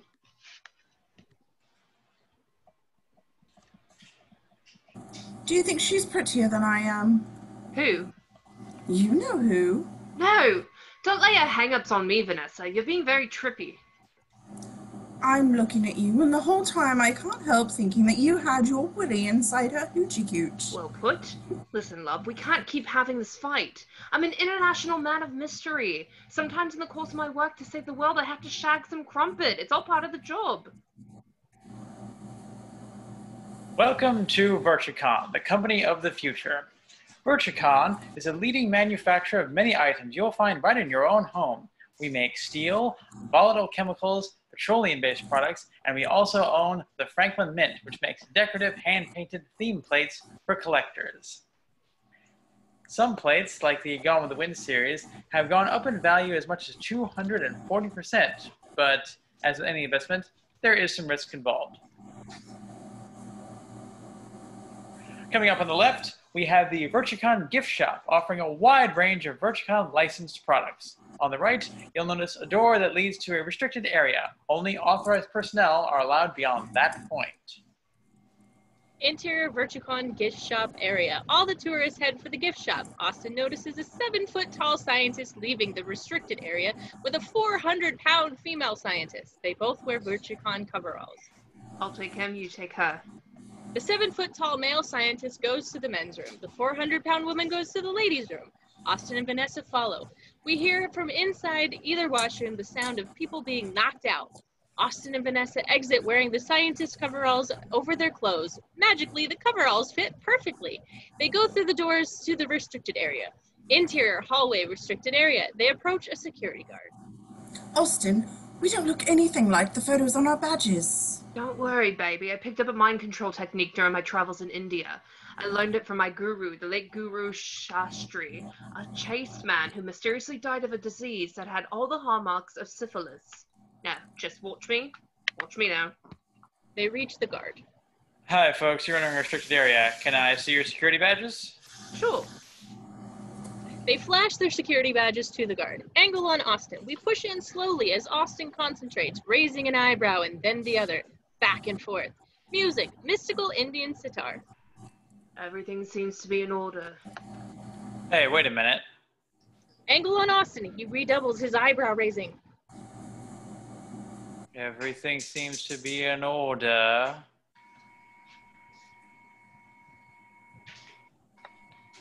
It's amazing. Let's go. Hold on 1 second. Austin again does his mind control trick. Here, have a piece of gum. Here, have a piece of gum. He hands Austin a piece of gum. Don't mind if I do. Hey, wait a minute. That's my last piece of gum. Austin does his mind control again. No, I want you to have it, even if it's my last piece. No, I want you to have it, even if it's my last piece. I'm going to go across the street and get you some sherbet. Austin, we have to go. I'm going to go across the street and get you some sherbet. Austin and Vanessa come to a door marked Project Vulcan, top secret. They walk through. Interior Project Vulcan research room. Inside, scientists wearing head-to-toe radiation suits surround and inspect a huge diamond-encrusted drill bit. This is the strongest, sharpest drill bit ever produced by man. It weighs 15 metric tons and it can bore through a mile-thick bedrock of solid granite in 7 seconds. Interior VirtueCon gift shop area, tour tram. A security guard and the tour guide take a head count. They notice Austin and Vanessa's empty seats on the tram. The guard speaks into his walkie-talkie. Interior Project Vulcan research room. Sound effects. Alarm goes off.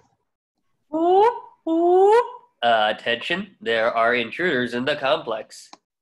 All the radiation-suited scientists turn to look at Austin and Vanessa. Get him! The scientists approach. Austin knocks two of them out cold with judo chops. Judo chop! Judo chop!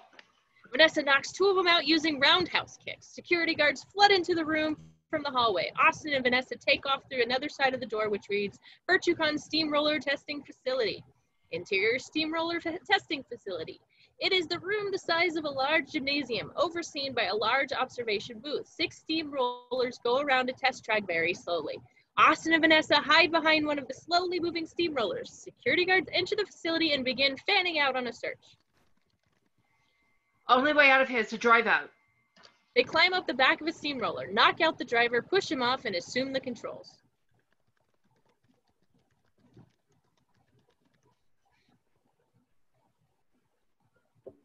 There they are. 2 security guys jump on either side of the steamroller. Vanessa wrestles the machine gun off and pushes him away. Austin punches the other one off. Hang on, I'm going to floor it. He engages a lever and it goes only slightly faster. 2 security guards jump in front of the steamroller. They're acting like they're frozen, as if in the headlights of a fast approaching car. No! Where did you learn to shoot? Where did you learn to drive? Angle on the guards. One of the guys jumps out of the way as if in the nick of time. The steamroller is now 8 yards away. The other army guy is still frozen in the path of the oncoming steamroller. No! Austin, watch out! Where? Angle on the guard. He's bathed in the headlights of the steamroller, which is still 3 yards away. No! Angle on Austin and Vanessa. Austin is frantically jerking and steering the wheel, trying to downshift. Sound effects, metal grinds. The shifter breaks off along with a gaggle of wires. He desperately jams on the brakes. Angle on the guards. He is finally run over by the steamroller. There's an inordinate amount of blood and guts. By now, Austin and Vanessa are right by the door. They run out into the hallway. Interior hallway. The coast is clear. Thank God, Austin, we made it. Yes. Act naturally and we'll split this scene the way we came in, Vanessa. From behind, a hand knocks Vanessa and Austin out. It's random task, flanked by 4 security guards. Interior steamroller testing facility. We see the aftermath. Several workmen sweep the blood and guts with the large squeegees and brooms. One of them turns to reveal Steamroller Accident Response Team written on his jumpsuit. Another workman leans down to the body with a hand broom and dust and pail to sweep up the blood. Zoom in on the steamrolled army guy's ID tag, which reads, Steve Harwood. Exterior, suburban house, Los Angeles. It's a pleasant Marcus Welby-like ranch-style house. We hear a phone ring. Interior kitchen. A pleasant-looking middle-aged lady answers the phone. Hello? Hello? Yes, this is Mrs. Harwin. Yes, I have a son named Steve Harwin. Yes, that's right. He's a henchman in Dr. Evil's private army. What? Killed? How? Run over by a steamroller? Oh my God, thank you for calling. She hangs up. A 14-year-old enters. Hey, Mom, when's Steve getting home? He said he was going to teach me to play ball. Sit down, Billy. I have some bad news. As you know, your brother Stephen was a henchman in Dr. Evil's private army. Was? What is it, Mom? Your brother was run over by a steamroller. A steamroller? No, not Steve. Since Dad died, Steve's been like a father to me. I'm sorry, son. People never think of how things affect the family of a henchman. I love you, Billy. I wonder if we'll be able to receive Steve's henchman's comp. Camera pans to a high school photograph of Steve on the wall. Interior, psychedelic scene break. Music, psychedelic wah-wah pedal funky drummer beat. Title graphic, the Pad, Austin, and Go-Go Girl dance crazily. Exterior, Vegas hallway. We see a Virtucon electric minivan humming along. Interior, back of electric minivan. Austin and Vanessa are unconscious. Exterior highway, the electric minivan turns onto a dirt road that leads to a boulder. Exterior desert boulder. The boulder lifts up and the minivan drives into it. Interior underground tunnel. The minivan enters a long cylindrical tunnel. The minivan is being lowered by a high-speed elevator. Interior, Dr. Evil's main chamber. Virtucon, army members keep watch. Scientists check clipboards. Frau Professional, check on our guests. The electric minivan pulls up right next to the immense table. All the evil associates are present. Dr. Evil squeezes a tennis ball repeatedly. Frau Farbacina opens the rear hatch of the minivan and pulls out Austin and Vanessa. Welcome to my underground lair, Mr. Powers. Mrs. Kentington's daughter, how lovely. I believe your name is Vanessa. I shake your hands except for obvious reasons. I don't understand. My hand, damn it, look at it! What's wrong with your hand? Don't try to suck up to me. It's a little late for that. I'm a freak. Look at it. It's been rendered useless. He moves his arm around to show them, but it's virtually normal, just slightly aged. I'm sorry, baby. I'm just not grokking your headspace. Oh, forget it. As a fellow player on the international stage, Mr. Powers, I'm sure you'll enjoy watching the curtain fall on the third and final act.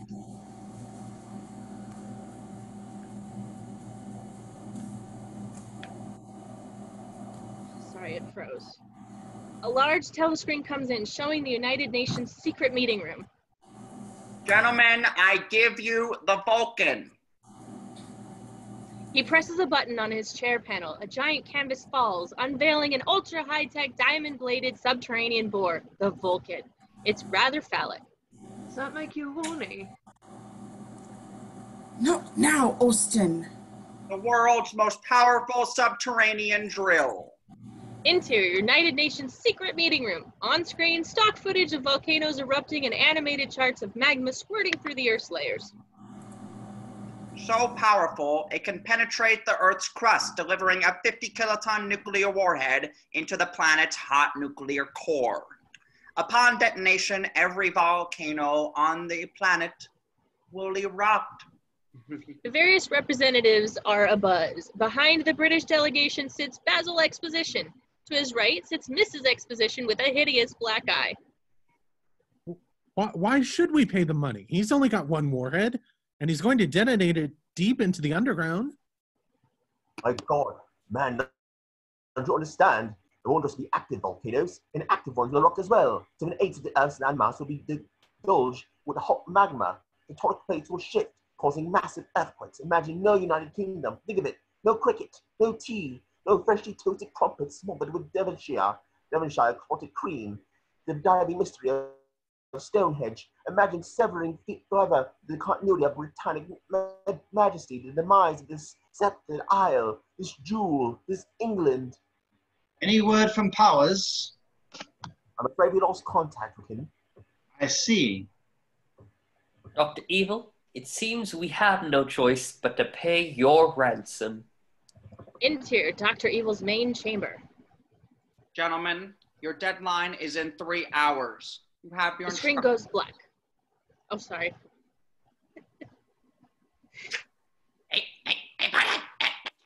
Oops. How many thoughts do you think she has? Goodbye. The screen goes black. Come join us for dinner, won't you, Mr. Powers? Interior, Dr. Evil's private quarters. Austin and Vanessa are seated at the table with Frau. Waiters serve food. Music, sexy Matt Helm type theme. I think you'll enjoy the food. I have the best chef in the world. His name is Ezekiel. He's made of 75% plastic. Scott enters. Oh! Scott, my boy. Come here. How was your day? Well, me and a buddy went to the video arcade in town, and they don't speak English, right? So my buddy gets into a fight, and he goes, "Hey, quit harassing me because I don't speak French or whatever." And the other guy goes something in Paris talk, and I go, just back off. And he goes, "Get out." And I go, "Make me." Fascinating. What are your plans for this evening? Thought I'd stay in. There's a good titty movie on Skinamax. And that's how you want to live your life, is it? Yeah. What? Angle on a panel of buttons that has everyone's names on it. Dr. Evil's hand hovers over the button labeled Scott. Frau Farbacina slaps his hand away. Scott! I want you to meet Daddy's nemesis, Austin Powers. Why are you feeding him? Why don't you just kill him? In due time. But what if he escapes? Why don't you just shoot him? What are you waiting for? I have a better idea. I'm going to put him in an easily escapable situation involving an overly elaborate and exotic death. Why don't you just shoot him now? Here, I'll get a gun. We'll just shoot him. Bang. Dead. Done. One more peep out of you and you are grounded, mister, and I am not joking. A private army soldier grabs Austin and Vanessa. Dr. Evil hits a button. One whole wall slides out to reveal a tank. Mr. Powers, Vanessa, some friends of mine are joining us for dinner. They're quite delighted you'll be part of the meal. The soldier takes Austin and Vanessa to the tank and puts them in the dipping mechanism. Dr. Evil, do you really expect them to pay?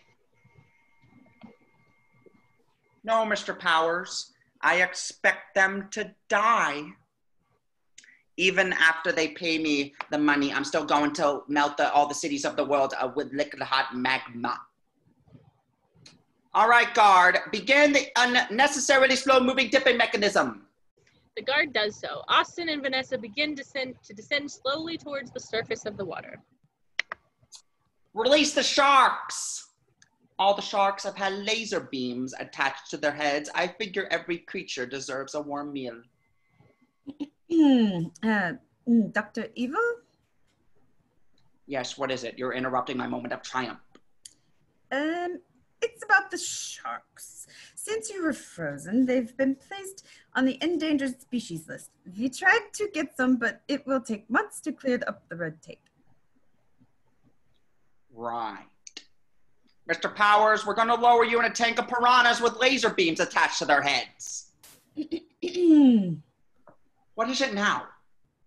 Well, we experimented with lasers, but you would be surprised at how heavy they are. They actually outweighed the piranha themselves, and the fish, well, they sank to the bottom and died.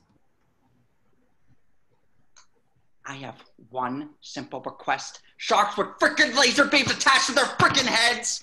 And it can't be done. Remind me why I pay you people. What do we have? Sea bass. Right.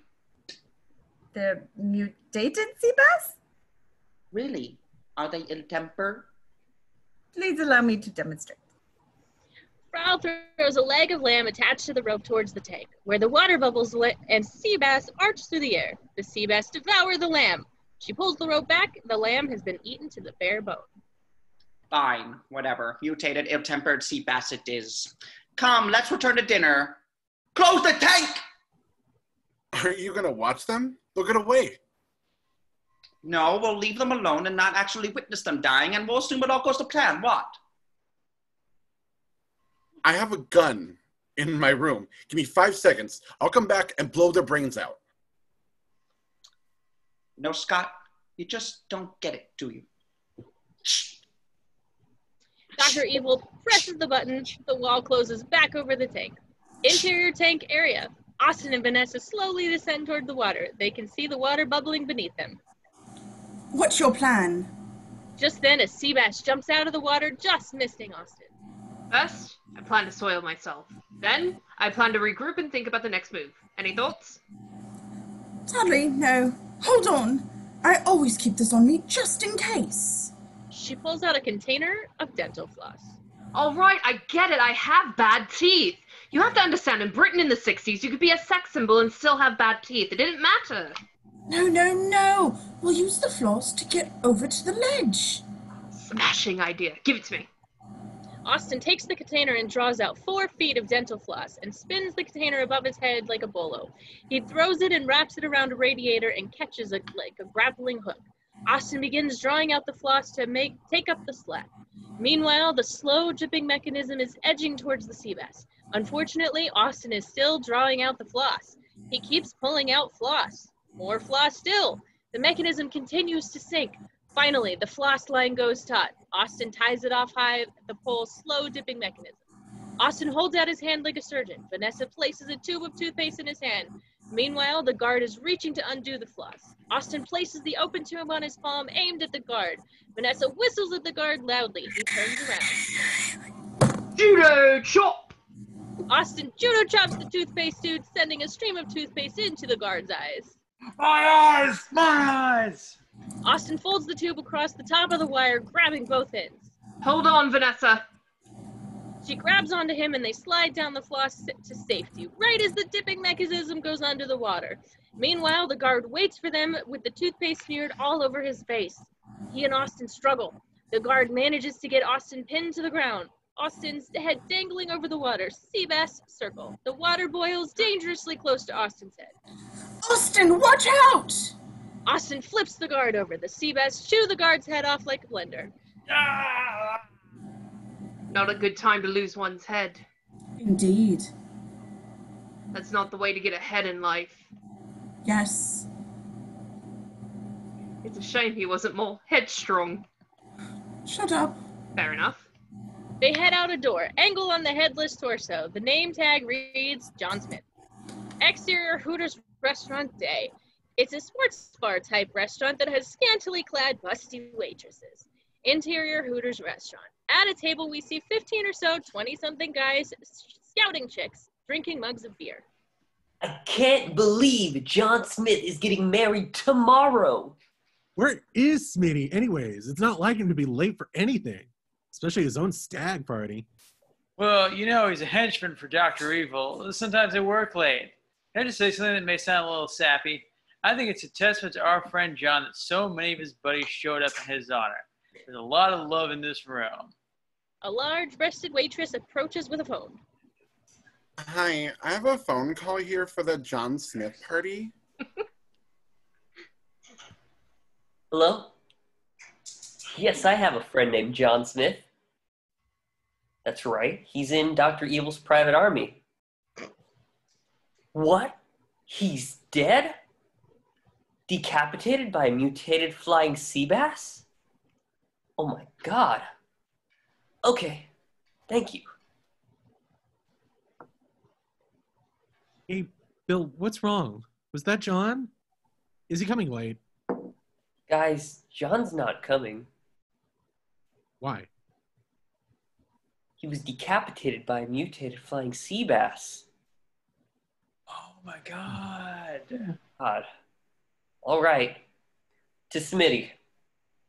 Everyone Smitty. raises their glasses. To Smitty. Hey. Interior, psychedelic scene break. Music, psychedelic, wah-wah, pedal, funky drummer beat, title graphic. Out of sight, Austin and the Go-Go Girl dance crazily.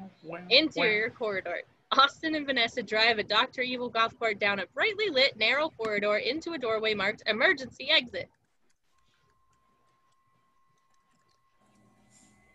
What do we do now?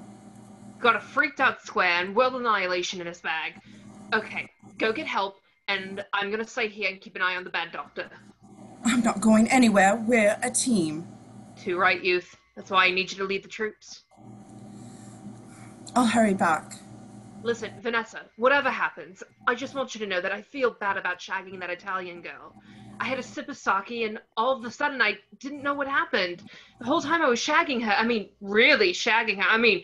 It was crazy. I was like a huge mechanical piston, in and out. Austin, what is your point? Anyways, what I'm trying to say is that if you want me to be a one-woman man, well, that's just groovy, because I love you. Oh, behave. Vanessa goes out the door. Interior ladder. Vanessa starts climbing the ladder. Interior corridor. Austin tries to turn the cart around in the narrow corridor. He begins 27-point turn. Interior. Dr. Evil's private quarters. Dr. Evil, Scott, and the Evil Associates finish dinner. Come, everyone. Let us repair to the main chamber. Project Vulcan is about to begin. Scott, are you coming? I don't want to. Don't you want to see what Daddy does for a living? Blow me. What did you say? Show me.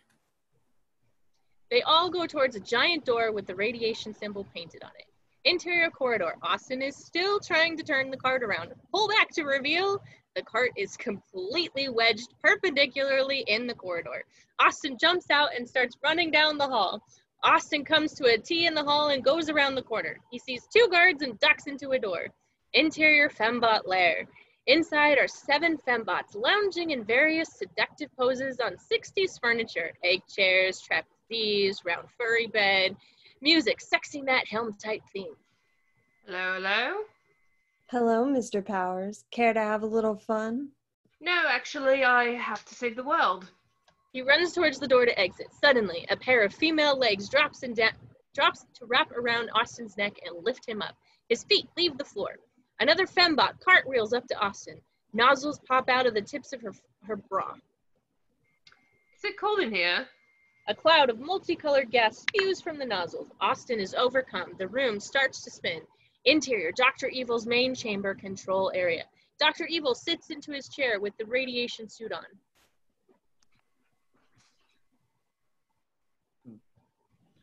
Arm the probe. A small electric flatbed comes in carrying the nuclear warhead. A phalanx of Dr. Evil soldiers run beside it.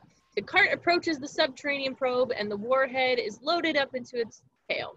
Interior fembot's lair. Austin is on the bed being held by the fembots. Psychedelic music plays. Projected color swirling lights flash. The fembots swirl around seductively.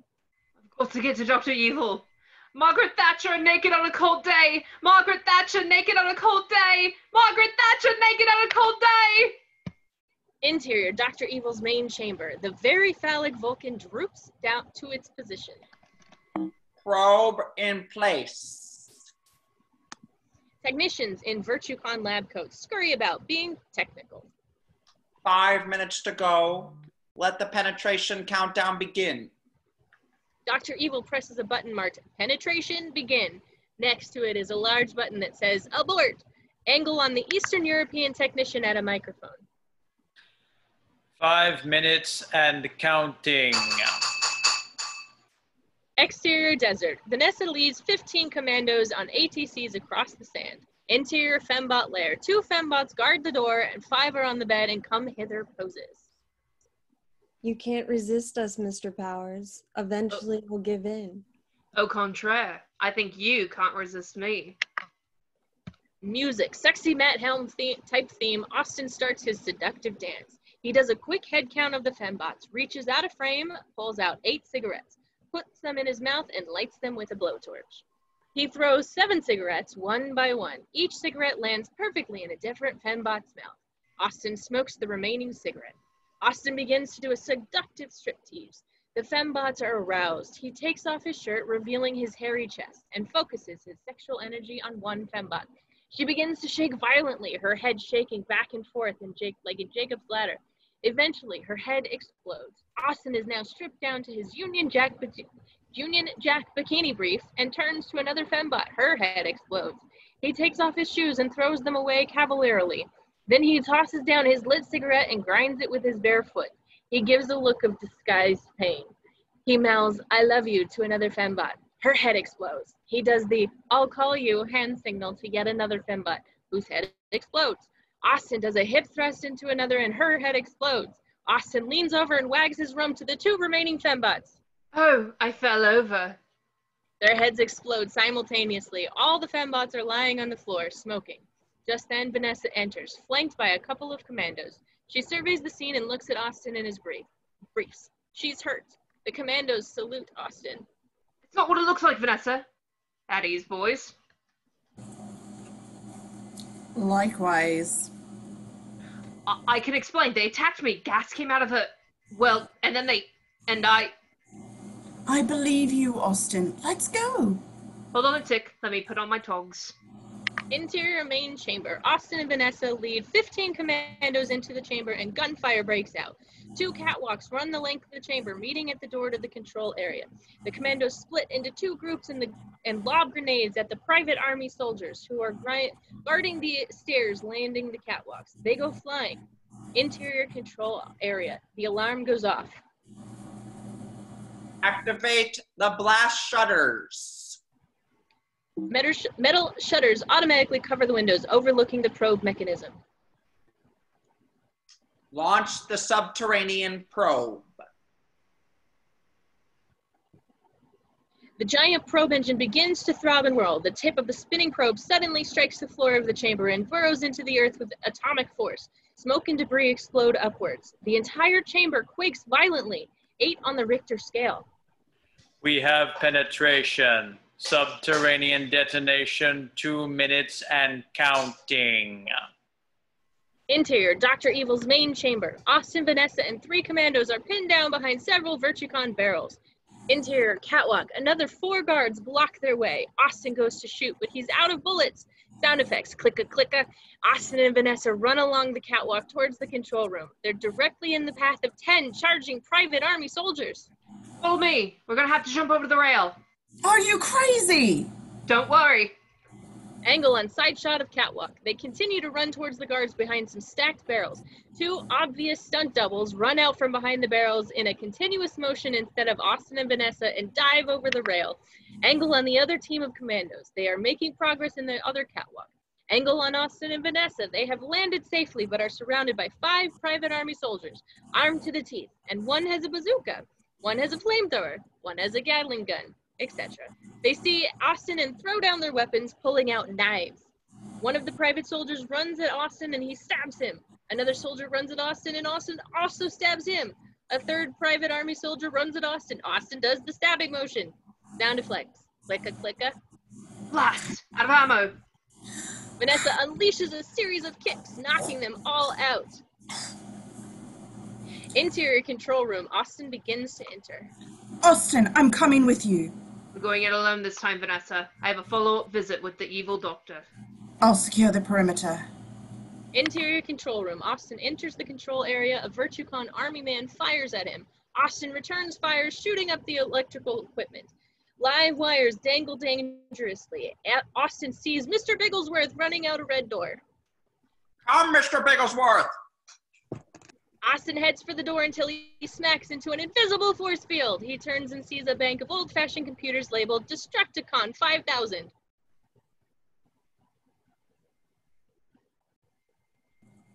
Good afternoon, Mr. Powers. I'm the Destructicon 500. I'm programmed to prevent you from progressing beyond this point. You might as well surrender. Resistance is futile. Your odds of survival are 23,763,273 Well, Destructicon 5000, you have quite a head on your shoulders, I dare to coin. Yes, I am programmed to answer any question. Really? Let me ask you this. What is love? That does not compute. Why not? It's a question. Love is. The computer begins to smoke. Alarm bells ring. Ramjack, Daisy, Daisy!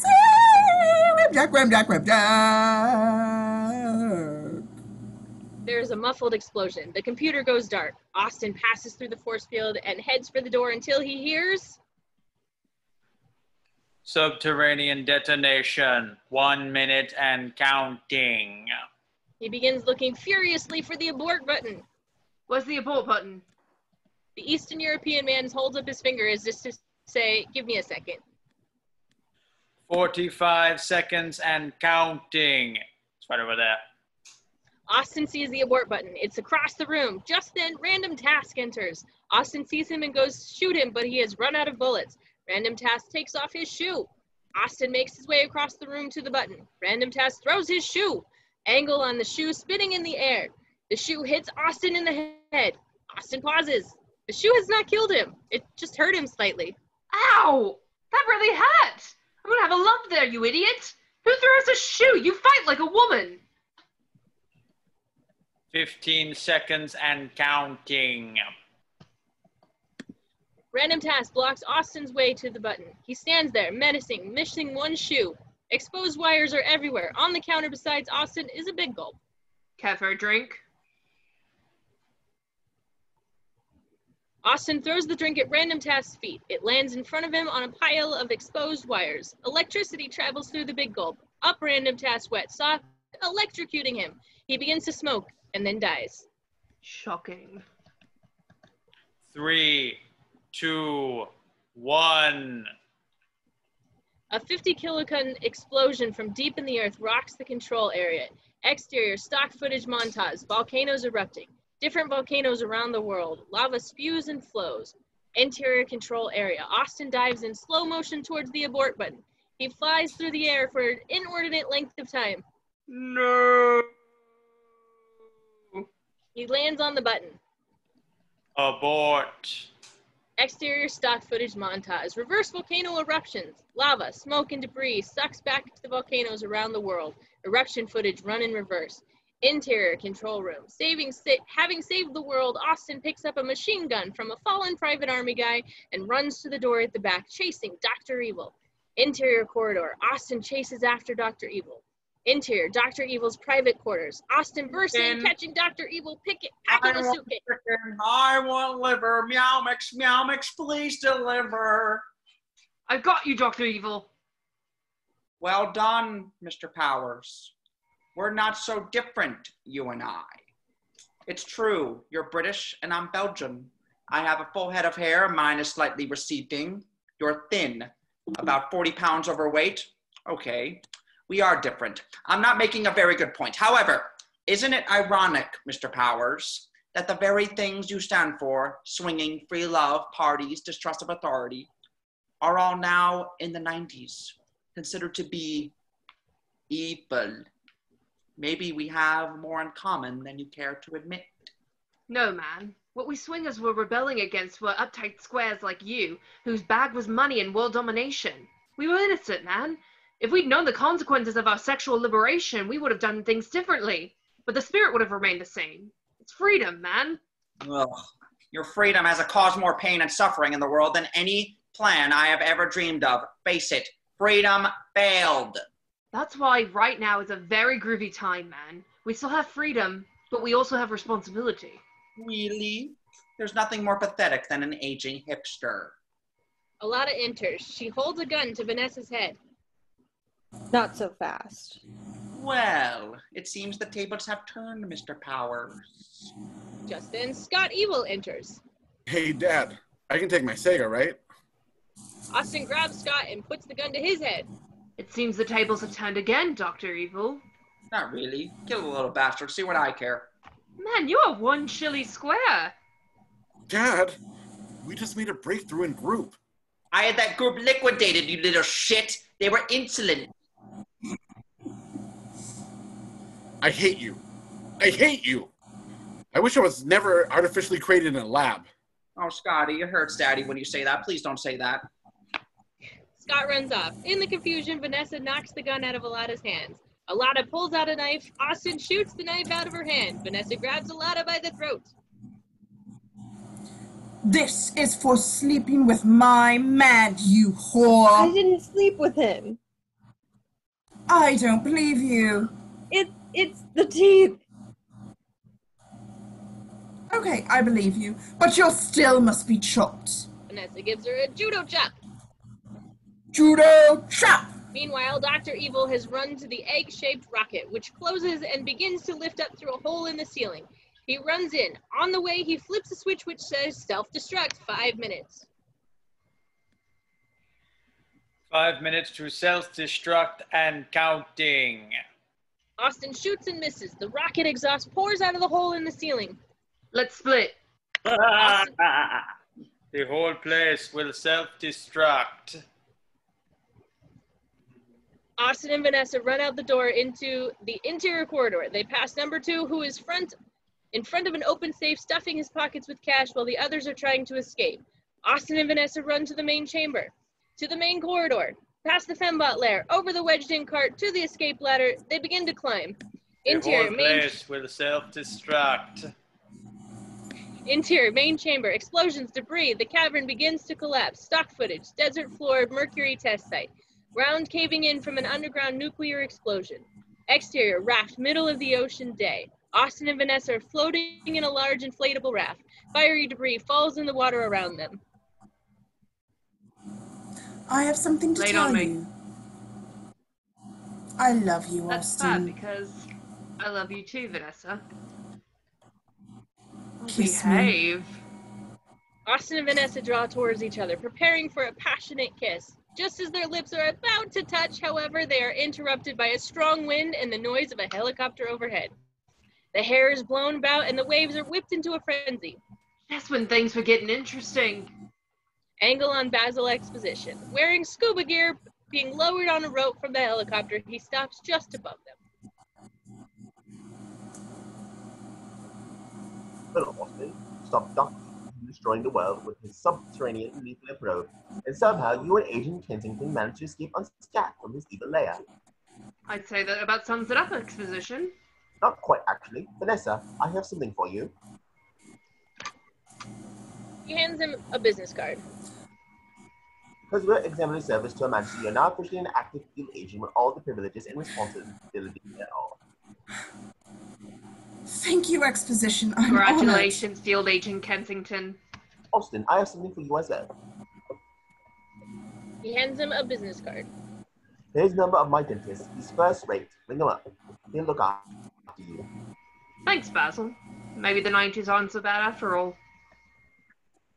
Oh, Austin. Austin and Vanessa embrace and kiss. Austin, now about your next mission. Still kissing Vanessa, Austin motions with his thumbs to the pilot of the helicopter to lift Basil up. He raises away mid-sentence. Wait, you got me again. Oh, and Austin. Yes, Basil? Be careful! Austin and Vanessa kiss again. The helicopter flows them around. The camera tilts up to the sky and continues to rise until we're in exterior space. We see Dr. Evil's capsule in orbit around the Earth. I'll get you, Austin Powers. It's freaking freezing in here, Mr. Bigglesworth. End credits roll. Last credit reads, see Austin Powers and you only floss one. Austin Powers logo. Now you can get all the Austin Powers movies in one Laserdisc box set. VirtueCon Home Pretty Video presents. Oh, is that still you? It doesn't make it clear. Oh. Let's go with it. VirtueCon Home Video presents the Power Collection. Display table with 5 Laserdiscs laid out alongside a PK-47, Austin's glasses, and floss and toothbrush. Relive all your favorite Austin Powers movies, including Grainy black and white clip showing Mike as Austin Powers with 50s hair and suit against a rear projection of explosions and stunts from stock footage. Middle name, Danger. So, Dr. Evil, do you expect the world to pay the ransom? No, Mr. Powers. I expect them to die. No Austin Powers collection would be complete without some of the later hits, like 70s film clip. 4 Eyes Only. We see Austin from behind talking to a girl in a bathing suit. Girl in the bathing suit. Oh, Austin, kiss me. He turns around. It's Austin Powers, played by Roger Moore, with the same glasses and bad teeth. Displaying the awful teeth. We've also included some of the more obscure hits, like Very runny color film clip. From India with Affection. We see Austin Powers, played by an Indian gentleman. Same glasses, same bad teeth. Well, my good fellow, are you expecting me to pay the ransom to you, you despot? No, kind sir. I expect you to go up in the evolutionary chain, but first I expect you to sing. If music be the food of love, let's build a cake. Display table. All the Austin Powers adventures in one Laserdisc box set. Clips from the movie Austin in tight close-up. Behave. The end. Oh my. Were those post-credits seen in the actual movie? I never watched all the way I don't through. remember those. I think so. That's I watched it amazing. recently. They're not. They might have been deleted or something. I don't know. I would ran out of have loved money. to have seen that. All right. Well, everybody at home, thank you for watching. Bye.